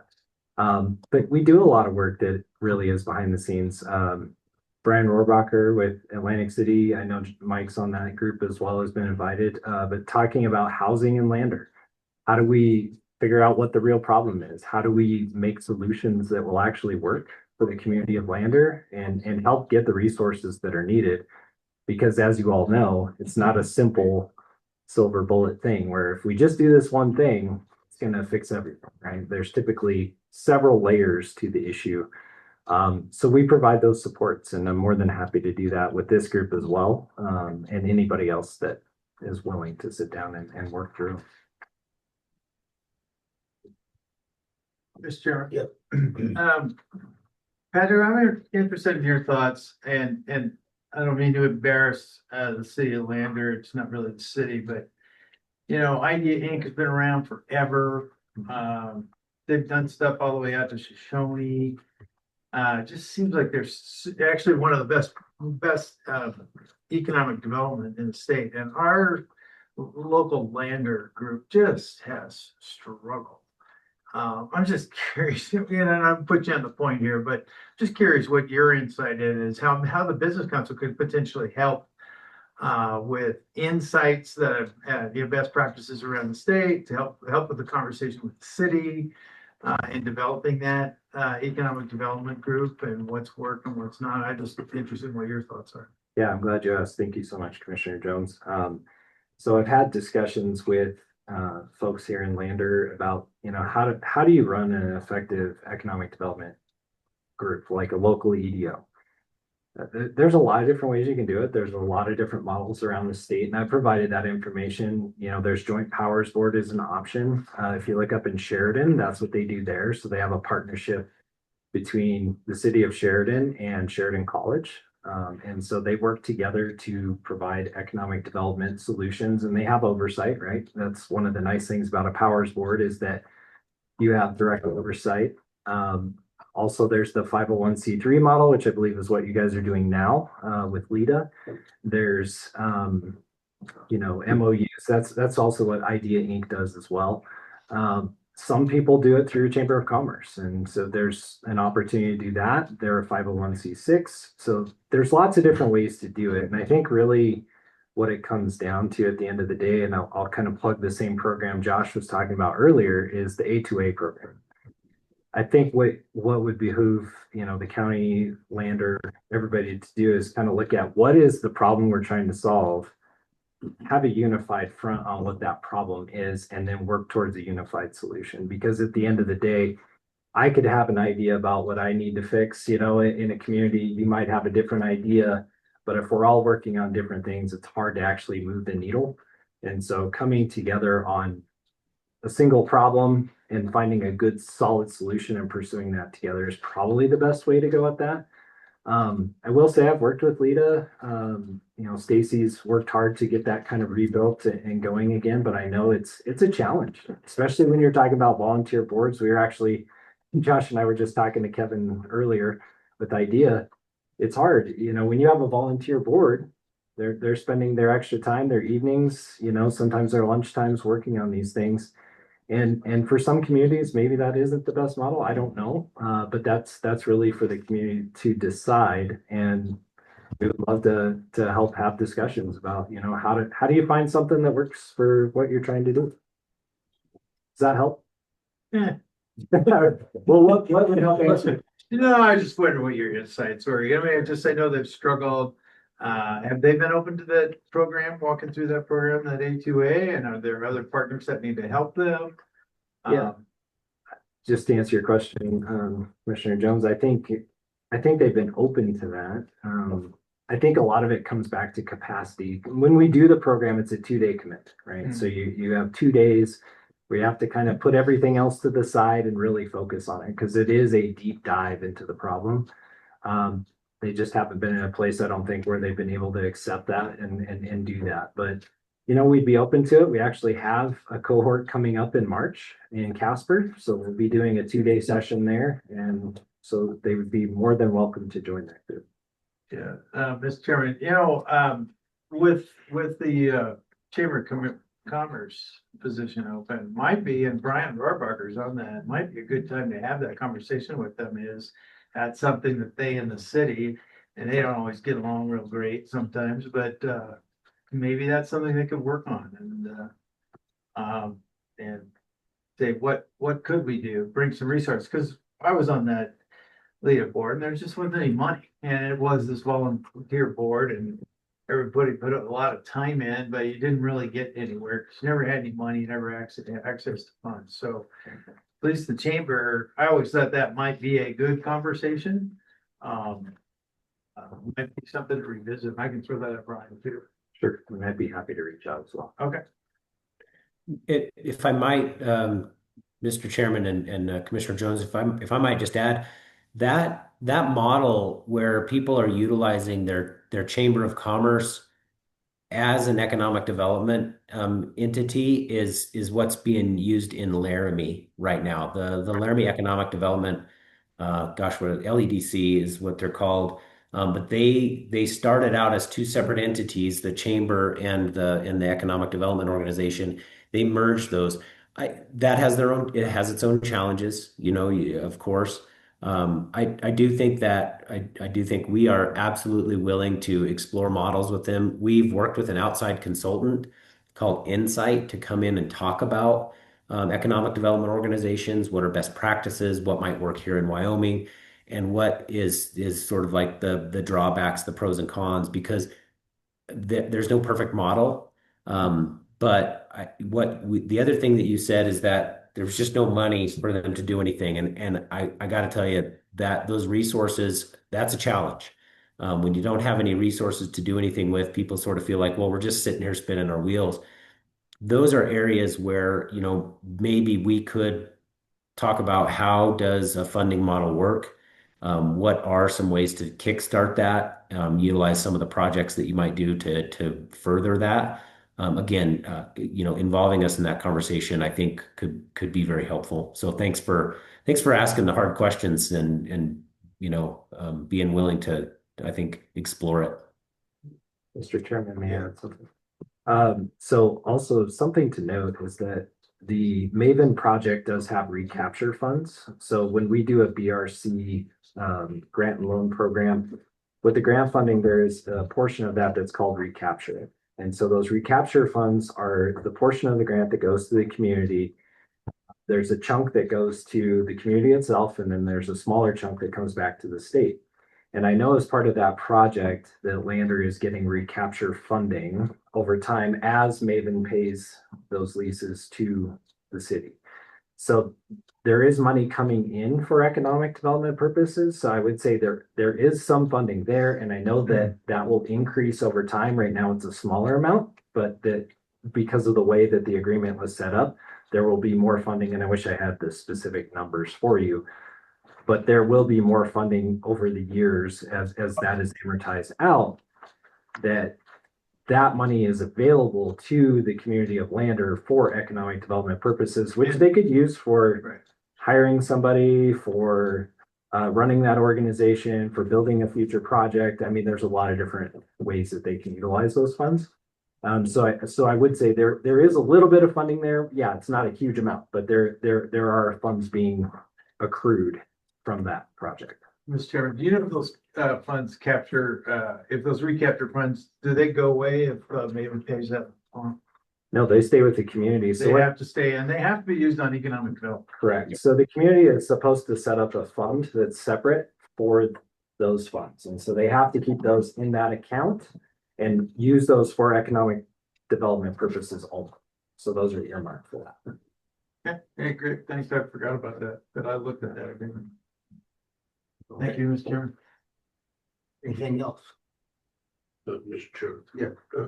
Do you ever, and this is probably on the same line Joe just talking about, but do you ever reach out to the states that companies that may be leaving an area that are looking for a place to throw their hat? California is probably one of those right now that everybody wants to do business elsewhere. Do we do anything advertising or any kind of saying, hey, this would be a great place for your business or anything like that out there? I mean, Patrick, I'd be happy to take that one if you're all right with that. Unless you wanted to jump on it, then I can follow up either way. Commissioner, I love that because that is an important component of what we do. So we are continually looking in the manufacturing space. We're looking in, especially in the firearm space and outdoor recreation space. In fact, next week, we're going to be at SHOT Show, talking about, Wyoming as a great place to have those companies come to us and be in our communities. And I think you've seen over the years, there's been a number of outdoor companies. Some come on their own they just come because they love it here and they're able to. Others are we're competing with other states to get them to come. If you think about Gunworks and Weatherby and Magpul and all those that we've brought into the state, we had to compete to get them. And so we're absolutely out there. Gosh, our recruiters, on one hand, they must enjoy the travel because they're living out of a suitcase for much of the year. But they're out there really combing those places, and that's the way it generally works. The other thing that we do, sir, is we work directly with what are called site selectors. So let's say you have a business and you're saying, look, I got to move from my place. A lot of people will go to one of these companies that basically helps them find the best deal for them and move. And so we work directly with them. They're sort of like a business broker, if you will, or a moving broker. And they'll help them decide where the best place to move is. And so we work with them as well. So those two elements are part of our recruiting. And we definitely push hard on that. But I think the other part that we don't want to forget and that we always want to focus in on is the business retention and expansion of those companies who are already here. Because those for one, they're our best ambassadors. If they like it here, somebody else is going to like it here. But also, if you could get a few companies to add 5-10 employees each, pretty soon that's just like a brand new company coming to town, except they're used to the winters and they're used to the challenges that Wyoming has, and they make a community really strong. So we do both of those things. And Patrick, over the last few months, it's been a few months ago, put together a business retention and expansion program there in Fremont County. I think it was really well attended, and again, we want to take care of the people that are here. Dance with the one that brung you, not just as much as bringing some new folks in. Commissioner. I'm glad you hit on that subject. I know in Riverton, the building's almost done. There's a new Amazon hub coming in. They also have a Starbucks store coming in. That's great. We need that kind of infrastructure for our community. Our kids are leaving because they cannot find good jobs. Elderly people even need good jobs anymore with the cost of living. So, restaurants, stuff like that, it all makes attractions to your area. And, really that is the big hit right there, is what can we do? There's not even a place in this county really that's a large store to go even to shop for clothing or any kind of, I mean, we have nothing. It's online all the time. So online is getting all the money. Okay, and we don't, and that's money just vaporizing out of this county because there's no place to go to purchase things other than the Walmart store. That's it. And I don't think everybody wants to look alike. So we need really, it's like, so that's, I think, people in the forefront of their minds is how can we attract those kind of businesses that are basically in a lot of smaller communities such as our size of a community. I know that they look at they got a whole list of things that they look at before they come into a community. So, and I know what that entails, but I would like to see a whole lot of input, a whole lot more work thrown into that area. People need jobs, and good jobs, secure jobs, where they can make a living, not struggle to just pay the rent, okay, or to buy their groceries. We need some good paying jobs. That's what everybody's focused on. That's what we need, and especially in Fremont County. I wholeheartedly agree. Thank you for saying that, Commissioner.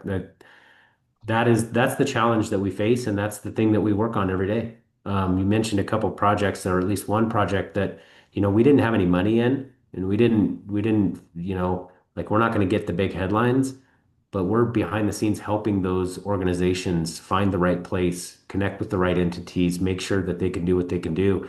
And I think it doesn't, we're also not an organization that beats our chest and says that we're the reason for all of these things happening, because we don't believe that's the case.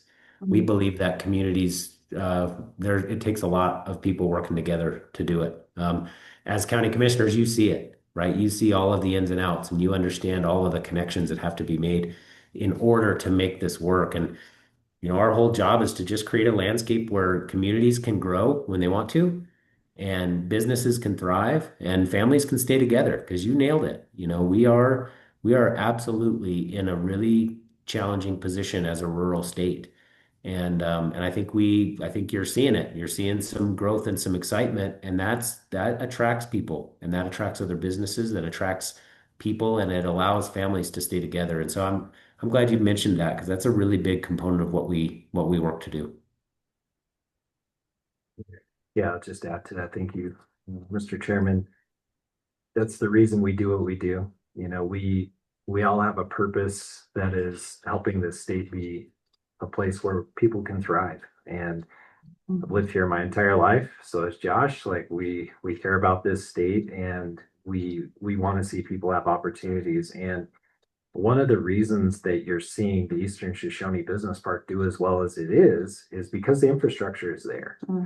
And having the hospital go in is kind of like the first mover, right? The magnet for everything else.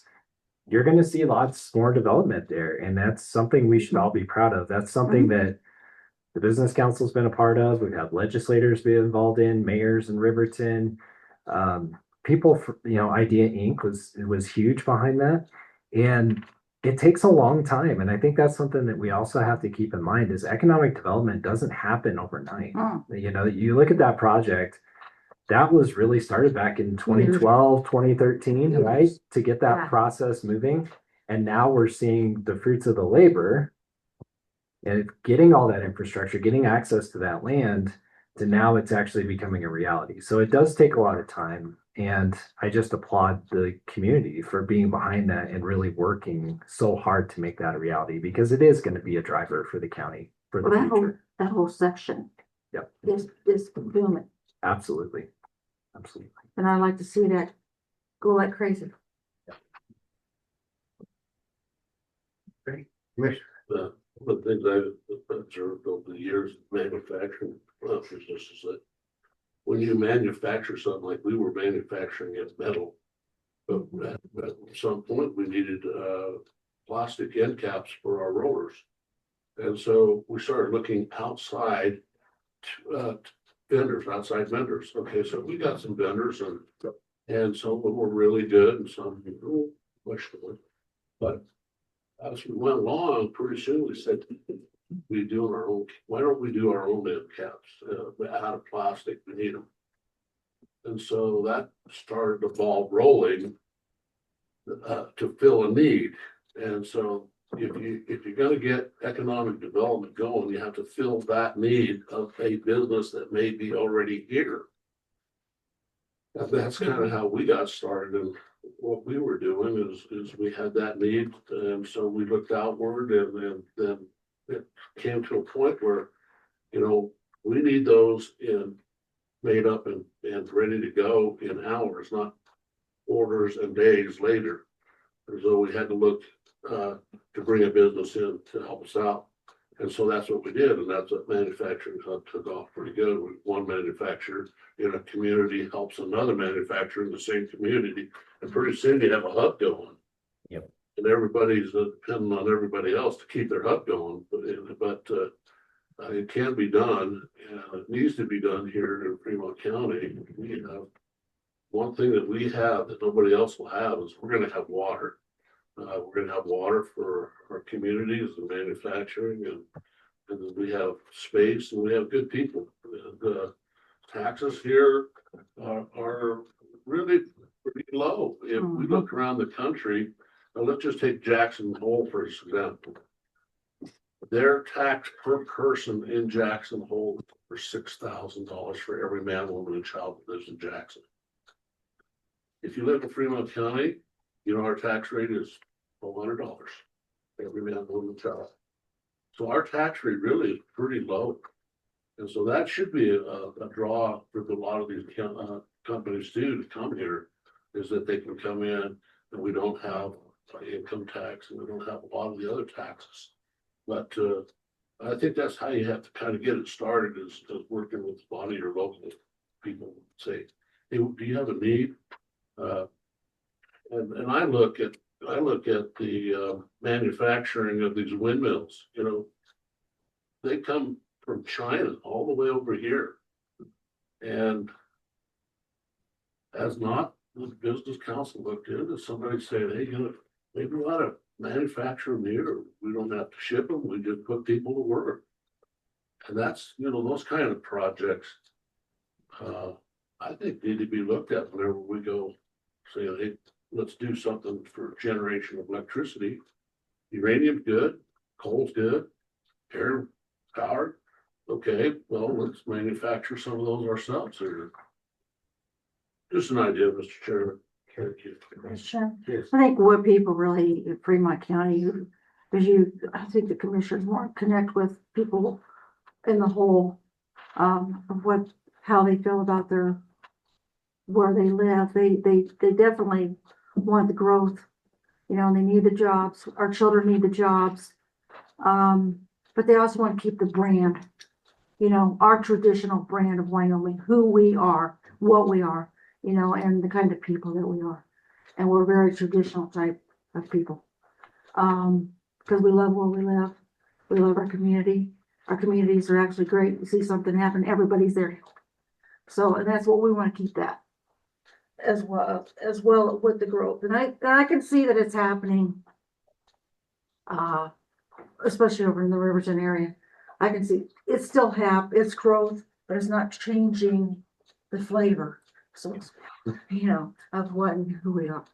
So, yeah, there's things coming in, maybe everybody doesn't understand what it is, and there's skepticism on some stuff too, that they are actually against staffing. So, but I think we're on the right track here, and I would just like to see it expand, really. I mean, people are working, and they're going to these jobs. And they're paying pretty decent with benefits. That's what we need, is the benefits for people. So, anyway, I applaud you guys for getting after it, and that's probably the number one thing in my book here.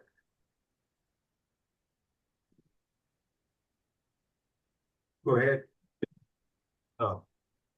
Hush, if you wanna, you have anything more? Or? Well, commissioners, Mr. Chairman and commissioners, thanks for having us. We definitely want to have this as a recurring meeting. If we could get on your agenda every couple months or every 3 months or something, we would love to be part of it and make sure that we're understanding what you're seeing and we're sharing what we're seeing and meet in the middle there and really kind of work on these growth problems that we see in our communities. And as you all just talked about, there are no two communities in Wyoming that have the same growth problem.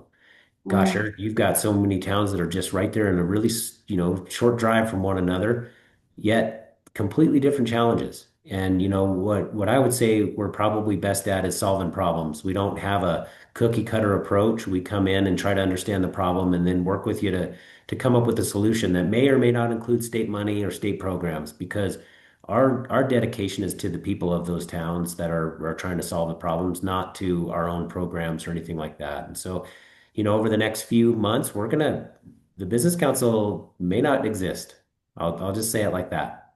You probably have seen some articles about the legislature looking to defund the business council. And what I want to tell you is that I think your voices can be powerful in that, but I want us to focus on the fact that it's not about whether an agency exists or not. That's not what we're trying to save. We're not trying to save the business council. What we're trying to do is make sure that we're here to help communities in the address the challenges that they see in front of them.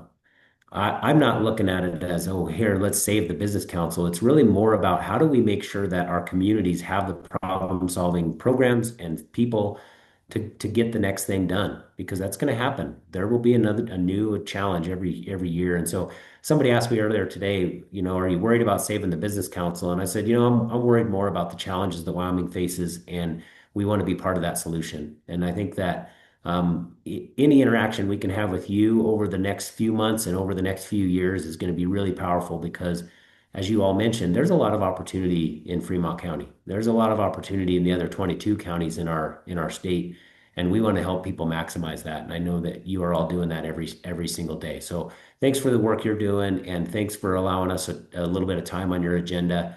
We want to make it a recurring thing. If we could get that scheduled up now or whenever is best for Patrick, I'd love to join in and one of these times make it in person and see you all face to face. So thank you. Thank you. Thank you. Thank you, Patrick. Have you got anything else? Mr. Chairman, no, I just want to say thank you for all that you guys do. I know the positions are with a lot of responsibility, and it takes a lot of time and it takes a lot of effort, and you have to weigh a lot of very complex things. So I just want to say thank you for all that you guys do. Thank you so much. Thank you very much.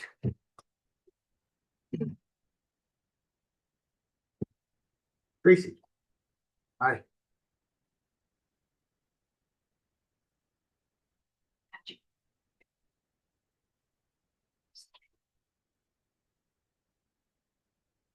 He's my guy. Oh, Been helping out my small business for a long time. Yeah, hi. It's nice to see everyone. I'm here wearing a different hat today. okay. Yeah. I included some correspondence in the agenda packet about the organization BOCES 5. So we are a cooperative educational solutions agency. And we are looking at some state lands and investments funding to potentially purchase real estate in Fremont County to expand our offerings. This would potentially be like a hybrid day school, but a residential facility for students. So I don't know if you had a chance to take a look at that information. It was pretty lengthy. Thanks so much. Seen that. Yeah. You're gonna make a request. Oh, okay. What was it? On the agenda request. Okay. So. Are you talking about building a new facility? No, sir. We've identified a location in Du Bois, Wyoming. It's formerly Warm Valley Lodge. That was an assisted living. It's since vacated. I believe that nonprofit shut down a little while back, and so the building's been sitting empty for a little while.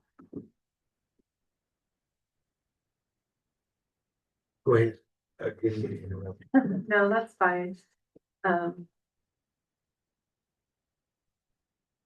So, can you just explain a little bit clearer about that? Yeah, very happy to summarize. I mean, it is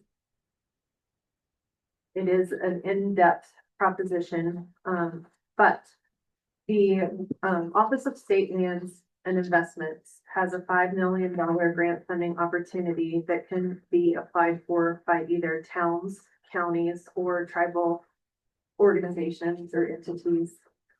In this case, BOCES 5 would be asking Fremont County if they'd be willing to act as a pass-through to obtain the $5 million to write for the $5 million grant for the funding so that we could then use it to purchase Warm Valley Lodge, the real estate, and turn it into a residential facility for students with unmet housing needs.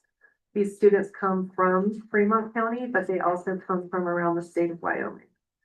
So we currently operate a number of day schools. We have a school in Wilson, Wyoming. We have a school in Casper, Cody, Hudson.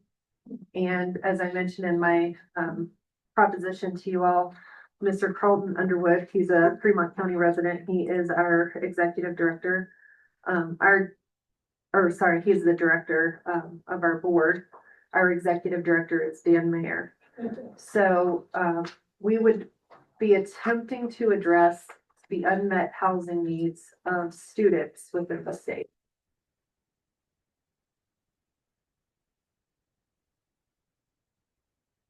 Obviously, I write much better than I speak, so I'll give you guys some time to review this.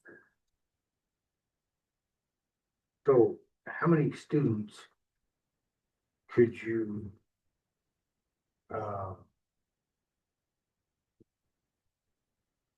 would you expect in this BOCES 5 if in Du Bois? So that depends on DFS licensure. The way that the facility was set up was for some of the rooms are as if you have a suite for one person. That wouldn't be necessary for some of our kiddos, right? We could divide the rooms into two. But we would start out kind of small in a transitional way and then potentially work up to 40 or more. It just depends on what DFS would license the facility for. Some of the rooms are set up to be independent living areas, and that's what we would use to house staff. So in a situation like this, you need that 24/7 care. So some of the rooms would not be changed because they're kind of perfect just the way they are. Staff housing is a situation that's difficult probably around the state. It's also difficult in Du Bois and in Jackson. So this would be a full-time facility. Yes, sir. And currently, we have some of these students housed at Seabarvey Ranch Residential Treatment Facility. So we're working with different organizations, whether it's the WDE, DFS, Department of Workforce Development, to create the programming and to work with the programming. We already have a residential treatment facility, but kind of part of the problem is the kids that are there still need some supports and assistance. But some of the children that are there need more, like a higher level restriction, and some kids need less. So this would almost be like a step down for them to be able to move over so that we can place even more higher needs students in the C. Barbie Ranch Residential Treatment Facility, and then step down these other ones to a less restrictive environment. So how does these students qualify for this? What do you have to have? What's the recommendations for these students to do this?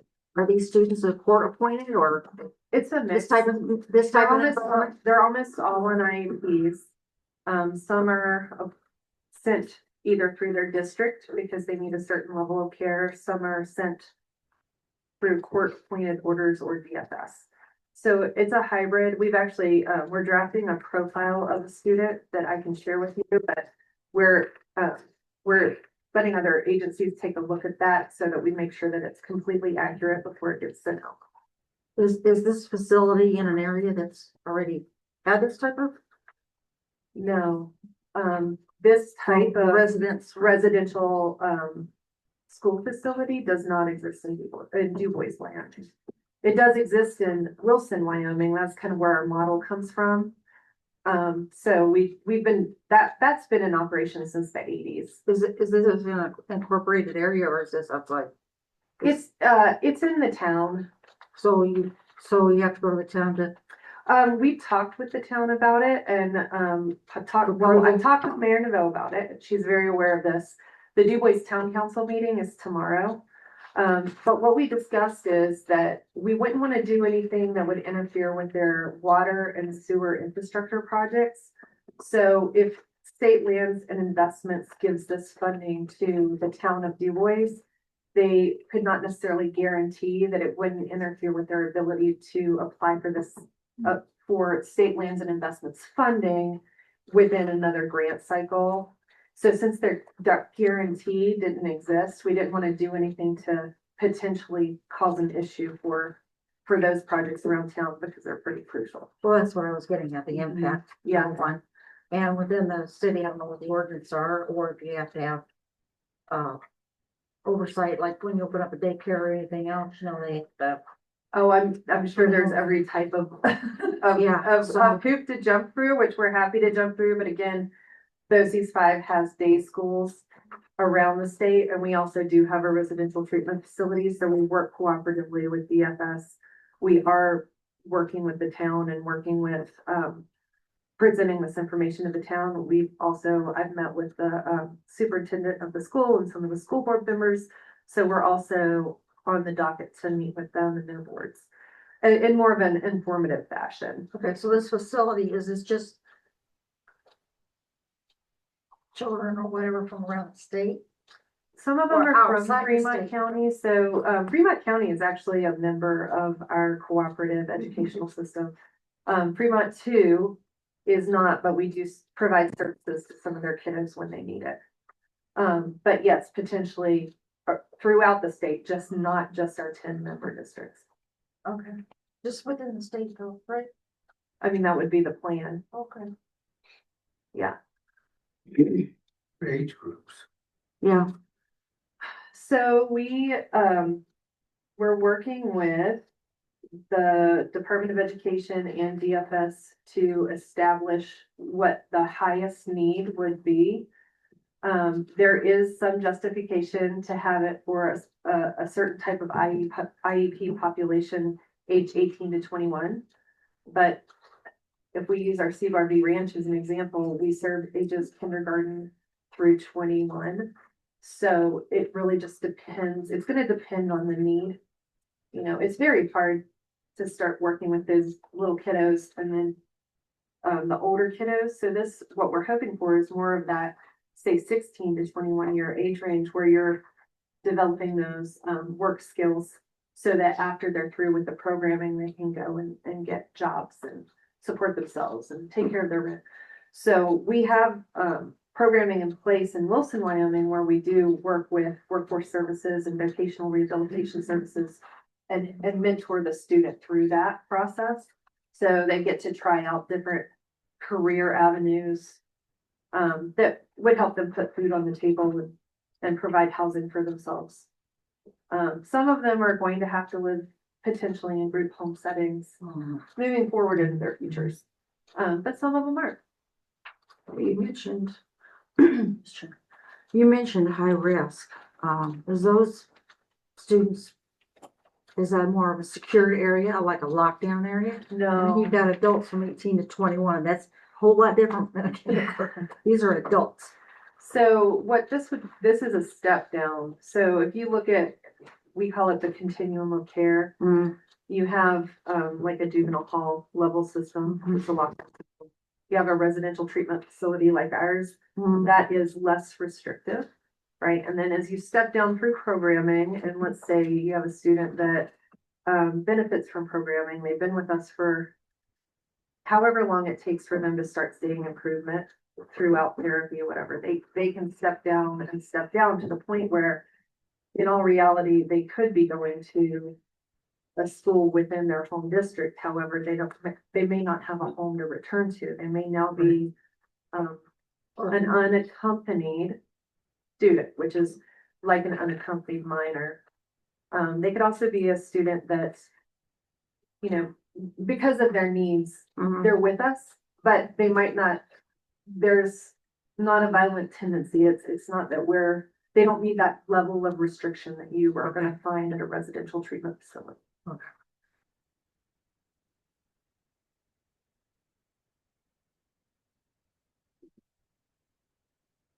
Any other questions, Commissioner? Mr. Chair.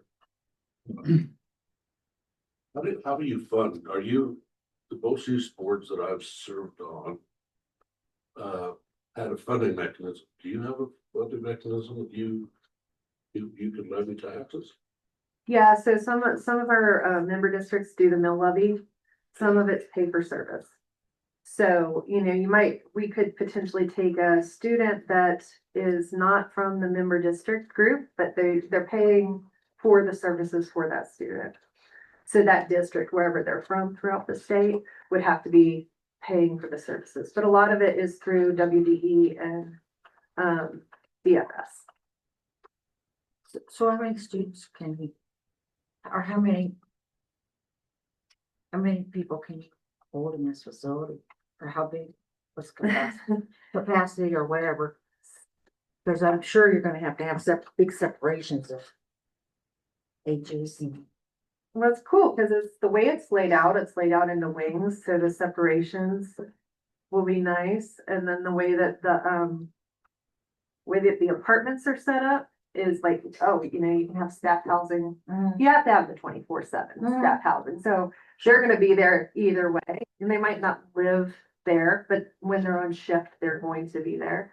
So there are these locations where they could be. So I'm not trying to be dodgy on that number of students. I believe it was set up for 35 residents within the facility.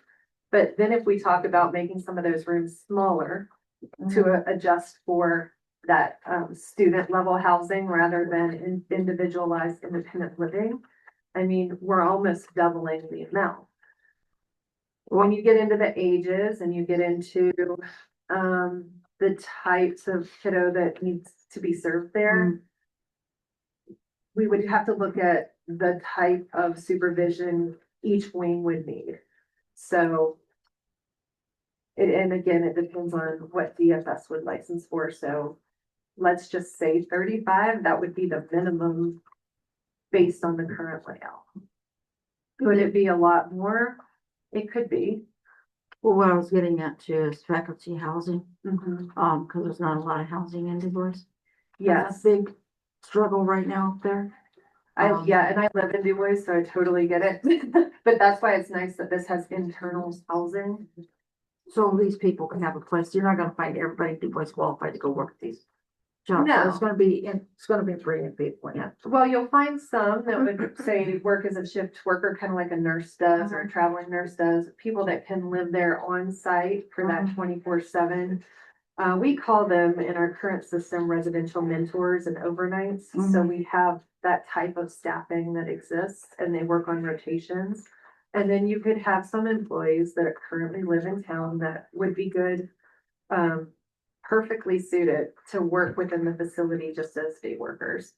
And like, say, the school system, High Plains Power, DTE, like you were mentioning before, jobs with benefits, good jobs with benefits. Which is, something that our town, like many towns, small towns in Wyoming struggle with, as you know. So you've got a lot of work to do. Yeah. This is all and then your security areas too. I'm sure the building probably is. Yeah, so the building itself is currently on the market for $4,250,000. I know, but if you tried to build it today, you're looking at a $30 million build. And I know that because we're looking at doing some work for our existing facilities. I mean, we're looking at potentially a $60 million build to try to rebuild what we have over there in Wilson.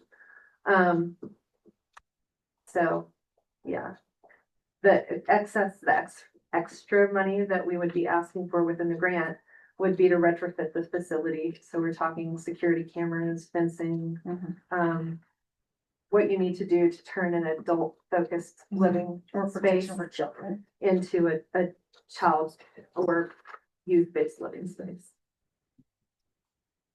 And so this is yours, you wanting us to be the conduit. But that conduit also costs money to run. I mean, costs people to work over here too. Listen, we could just a sponsor. Okay. It doesn't run through the Of county, the the grant money. application. It wouldn't run through the church. Well, we can, in this, it says that they will work with the county attorney's office to come up with a suitable, and appropriate MOU outlining the roles, responsibilities, and those. For now, seeing such a short timeline, they're just asking us to be a pass-through for the grant application. So we, in 2020, I worked with our team to write the Stop School Violence Grant, which was a federal grant. And the pass-through for that grant was the Wyoming Department of Education. So in the same way, I helped them write the grant and apply for the grant, or I supply the information and then they put it forward. And then we, of course, have all the obligation to follow the demands of the grant, make sure that we're meeting all of the requirements. But we manage all of everything. So are you the one that I sent that? So I did provide just that MOU from the WDE as a template, although state plans and investments may have a different template. Or tweak it. Or it's what? Tweak it. Tweak it. Oh, Yeah. yeah, tweak away. But again, that's something that would be done with the legal counsel. For the questions. Yeah, Mr. Chairman, I do, in the MOU, and we haven't seen it yet, but would it require some sort of administration from the grant side? Our treasurer would, if those are funds that have to come through us. And so it seems like there's gonna be some overhead attached to that. I know you're probably gonna have a lot of the detailed grant requirements. On the other hand, we're still gonna be responsible for Sure. reporting. So is that spelled out in there or proposed? In 2020, the WDE kept a certain amount of funding for that administrative process. Okay, I believe it was $30,000 that would come out of the grant funds that would filter through the county. Okay, to cover those administration costs. Now that specific pot of funding was a 3-year commitment. So they were breaking it down X amount per year for what they would be responsible for. This year, when we did that same grant, I believe they only put about $5,000 in for the admin fees based on what the experience had been before. Okay. But yes, yeah, I think that we need language to, is built in. yeah, We need sure. I think we need to look at the MOU as Yep. well. I agree. Yep. The other thing that's looking out there, Mr. Chairman, is, we've asked our coroner to apply for funds on our project there for the equipment that she wants in the building for the coroner project. We need to brush that off and take a look at it. She has sent us numbers before, and we need to get that in front of us, because that's the same issue that Du Bois is gonna have, is everybody's asking for funds all the time. So we just need to look at that in comparison. And, the other thing that, there's been different things that have come out of the state in terms of what that does to debt.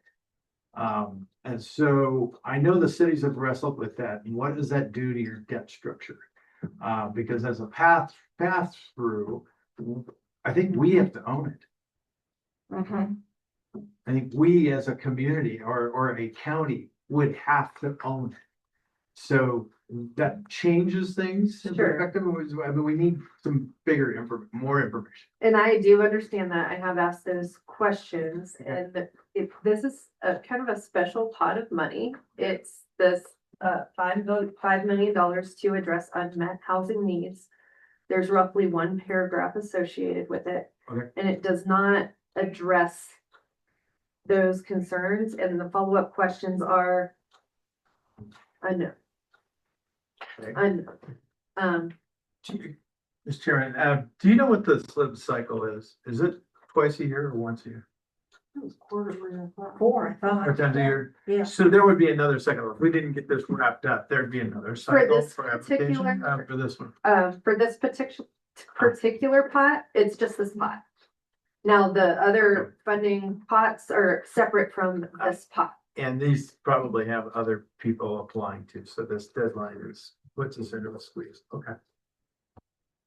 Okay, well, you see the kind of questions I have, and I think we need to Yeah. wrestle with that before we make, and we have one more meeting this month. So we'd So- have to wrap all those questions and get things Yeah, answered, like, And we, and I did ask that question about whether or not this could be a pass-through to BOCES 5, whether it could be done through an MOU. The answer was yes. oh, it can be. The answer was yes. Now, that makes- what your question is something a little bit different though. Well, if it doesn't operate like the other SLIP grants, and you can be the pass-through organization, I guess I'm wondering why you need us. Because it can only be applied through or by a town or a county Or a or a county. travel. So that then says we're the pass-through. Yes, you're the Oh, pass. okay. But so you can't be the pass-through. You're the pass-through to us. I understand that. Okay, so we're speaking the same language, just Okay. differently. Okay. Yes. Why not Teton County? Why not Teton County? The particular piece of property that we're looking at is in Fremont County.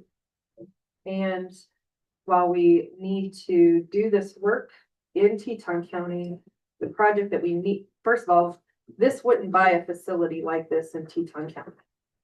5 million or 4,250 wouldn't touch it. Well, you're based out of Teton County. No, we are based around the state and we work for our member districts. Hmm. So again, we have schools around the state. One of our facilities is in Wilson, Wyoming. We have Cody, Casper, Hudson. But then the one that we're working on within Wilson, Wyoming, that's a complete overhaul of the current facility, and that is a multi-million-dollar project. And what about the city of Peabody? As a pass-through. That was, the concern was, if they get this funding, would they then be able to get the water and sewer funding that they might need for a future project? But I do speak at town council tomorrow with the same information, just as an informative conversation. But Mayor Naveau has been provided the same information packet that you guys have here.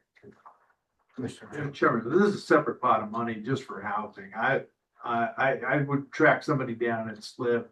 Because I can't imagine why that would interfere with the other infrastructure project. I can't. I asked that question specifically via email, and the answer was each situation is looked at on a case-by-case basis, and so we cannot firmly reply yes or no to that question. Because they're state government. What a bureaucratic answer. Good Lord. Yeah, I thought we. I did not say that. No, but we all know that. The other problem I have with this pass, cause I do grants. The only thing I have with problem with this pass-through grant is that your entity is willing to have us as a county administer or be a part of this administration of this grant. In that, there's a lot that goes with that. That would put Jim Anderson in place, that would put Julie in place. Not simple. And in that, I know that within grants, there is a percentage, like you said, there's a percentage for administrative costs. That could either go to you guys or go to us. But I would think it would go to us if we take it on. And sir, yes, that is the way that it's been run in the past. Yeah. You would have to go by our, if it's a pass through to us, you would have to go through our,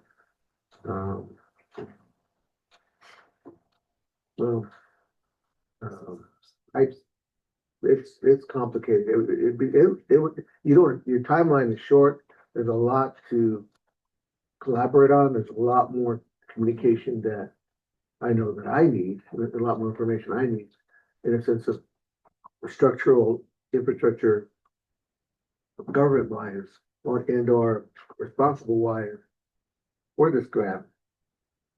Because it's so big, large, it's a large one. And it's mostly just to buy, right? You're getting a grant Yes, sir. And just to buy the building. Yeah, well, and to retrofit it for student needs. But just so you're aware, we are a government nonprofit entity. This isn't, Fremont County passing through funds so that we can turn around and make money on it. No, I'm not worried about that. I'm just worried. Okay, because then the rest of where does the rest of the funding come in to handle what you're gonna do in the building? So the programming currently is paid for through student placement. So districts who are then, the WDE and the districts are, WDE is funding the district is funding the student placement. Mhm. Some of the students are placed through DFS. Yeah. DFS is funding the residential for the student. So the funding models exist within those current existing models. So they would come with the students that end up placed with us. Yeah, I understand that. Okay.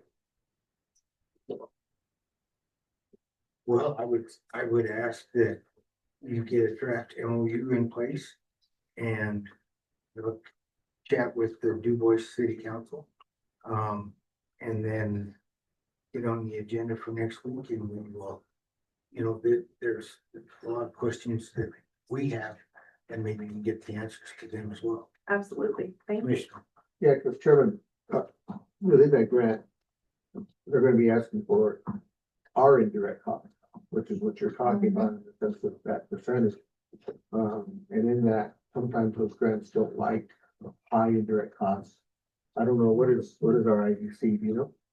We don't actually have a negotiated indirect cost. Okay, because sometimes those federal grants ask for that. Yeah, there's, at least with federal grants, there's a de minimis percentage that we can use, and that's probably what we would rely on, because to calculate an indirect rate would be an expensive endeavor to get that up front. Yeah. So that's another issue. Okay, thank you. Does that, would that mean that we have permission to discuss that with your team? Well, no, well, I mean, to try to get those numbers to the. Well, yeah, you'd have to talk to the treasurer's office and the clerk's office as well. Okay, And see what their cost would be. great. Because there's a cost. Yes. And, like I said, draft MOU and, then we'll work it out from there and hopefully we'll have, I don't know if this board has any other additions to the draft, MOU. Go from there. So Madam Chair, when did you say this deadline has to be in for your grant? The grant application due date is the 30th of January, 30th of what? January. Jamie? The award date is not until April the 2nd. And now that was the hopeful anticipated award date. So, another thing that could potentially happen, because there is very limited information about, the structure and the rules surrounding this pot of money. They could come down when they vote on it from the State Lands and Investments Board. They could say, well, here are the restrictions we're going to attach to it. And as a county and also as a pass-through entity, we have to look at that and say, is that something we can do? And is that something you can do? So even though January 30th is the award date, the real decision-making, and yes, this is of course all decision-making, but additional decisions will have to be made when that funding is awarded. And Chairman, the problem I have is with state funding and with the issue of state being involved at all. We've had trouble with state funding in the past. But, you know, so. It would have to be an MOU that they would handle everything in a sense of dealing with the state. That we're not required to, be involved in that, I would think, but that would be a headache. That would be a headache. Well, you all know, I guess if I'm gonna come here, I'm gonna just make it complicated for you. It's not gonna be easy, but I will endeavor to get all of the information that I can get clearly lined out for you all. The one question I had is if you have acted as a pass-through entity before, and if there are samples that your team could lead us towards to see what that language should look like. We have acted as pass-through previously. I would suggest you with the clerk's office. Okay. And, Jim, are you aware of any right off the top of your head? The one that I know of right now is the TANF CPI grant, which, you know, we just passed through that to the Boys and Girls Club, and we have. Who's the other one? They're similar, Boys and Girl Club and so, That one. they're similar, sorry. Yeah. The names of them are similar. Anyway, so that one is very. Big Brothers. It's very, Big Brothers. Thank you. That one's very simple, it's very small. In that case, those agencies do all of the paperwork. We just float the money. So we pay them when they send their invoice to us, the report gets forwarded to the state reimburses us, so. Yeah, this one I can't speak to, I mean, that one isn't a difficult one, this one might be a little more challenging, but we need more information. Thank you. We look forward to seeing you next week. Thank you all. Thank you for your time and your questions. Always good to see you. Right, thank you.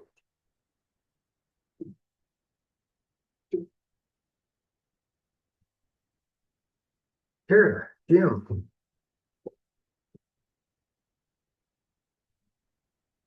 Boundary board designation.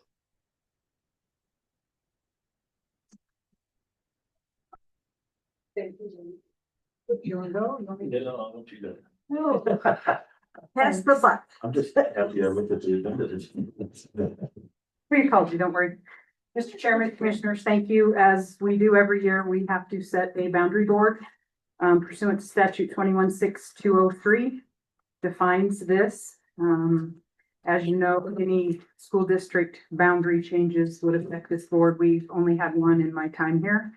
But what we have to do at this meeting today is pursuant to 216205, elect a chairman and a secretary in the event that something should come up throughout the year.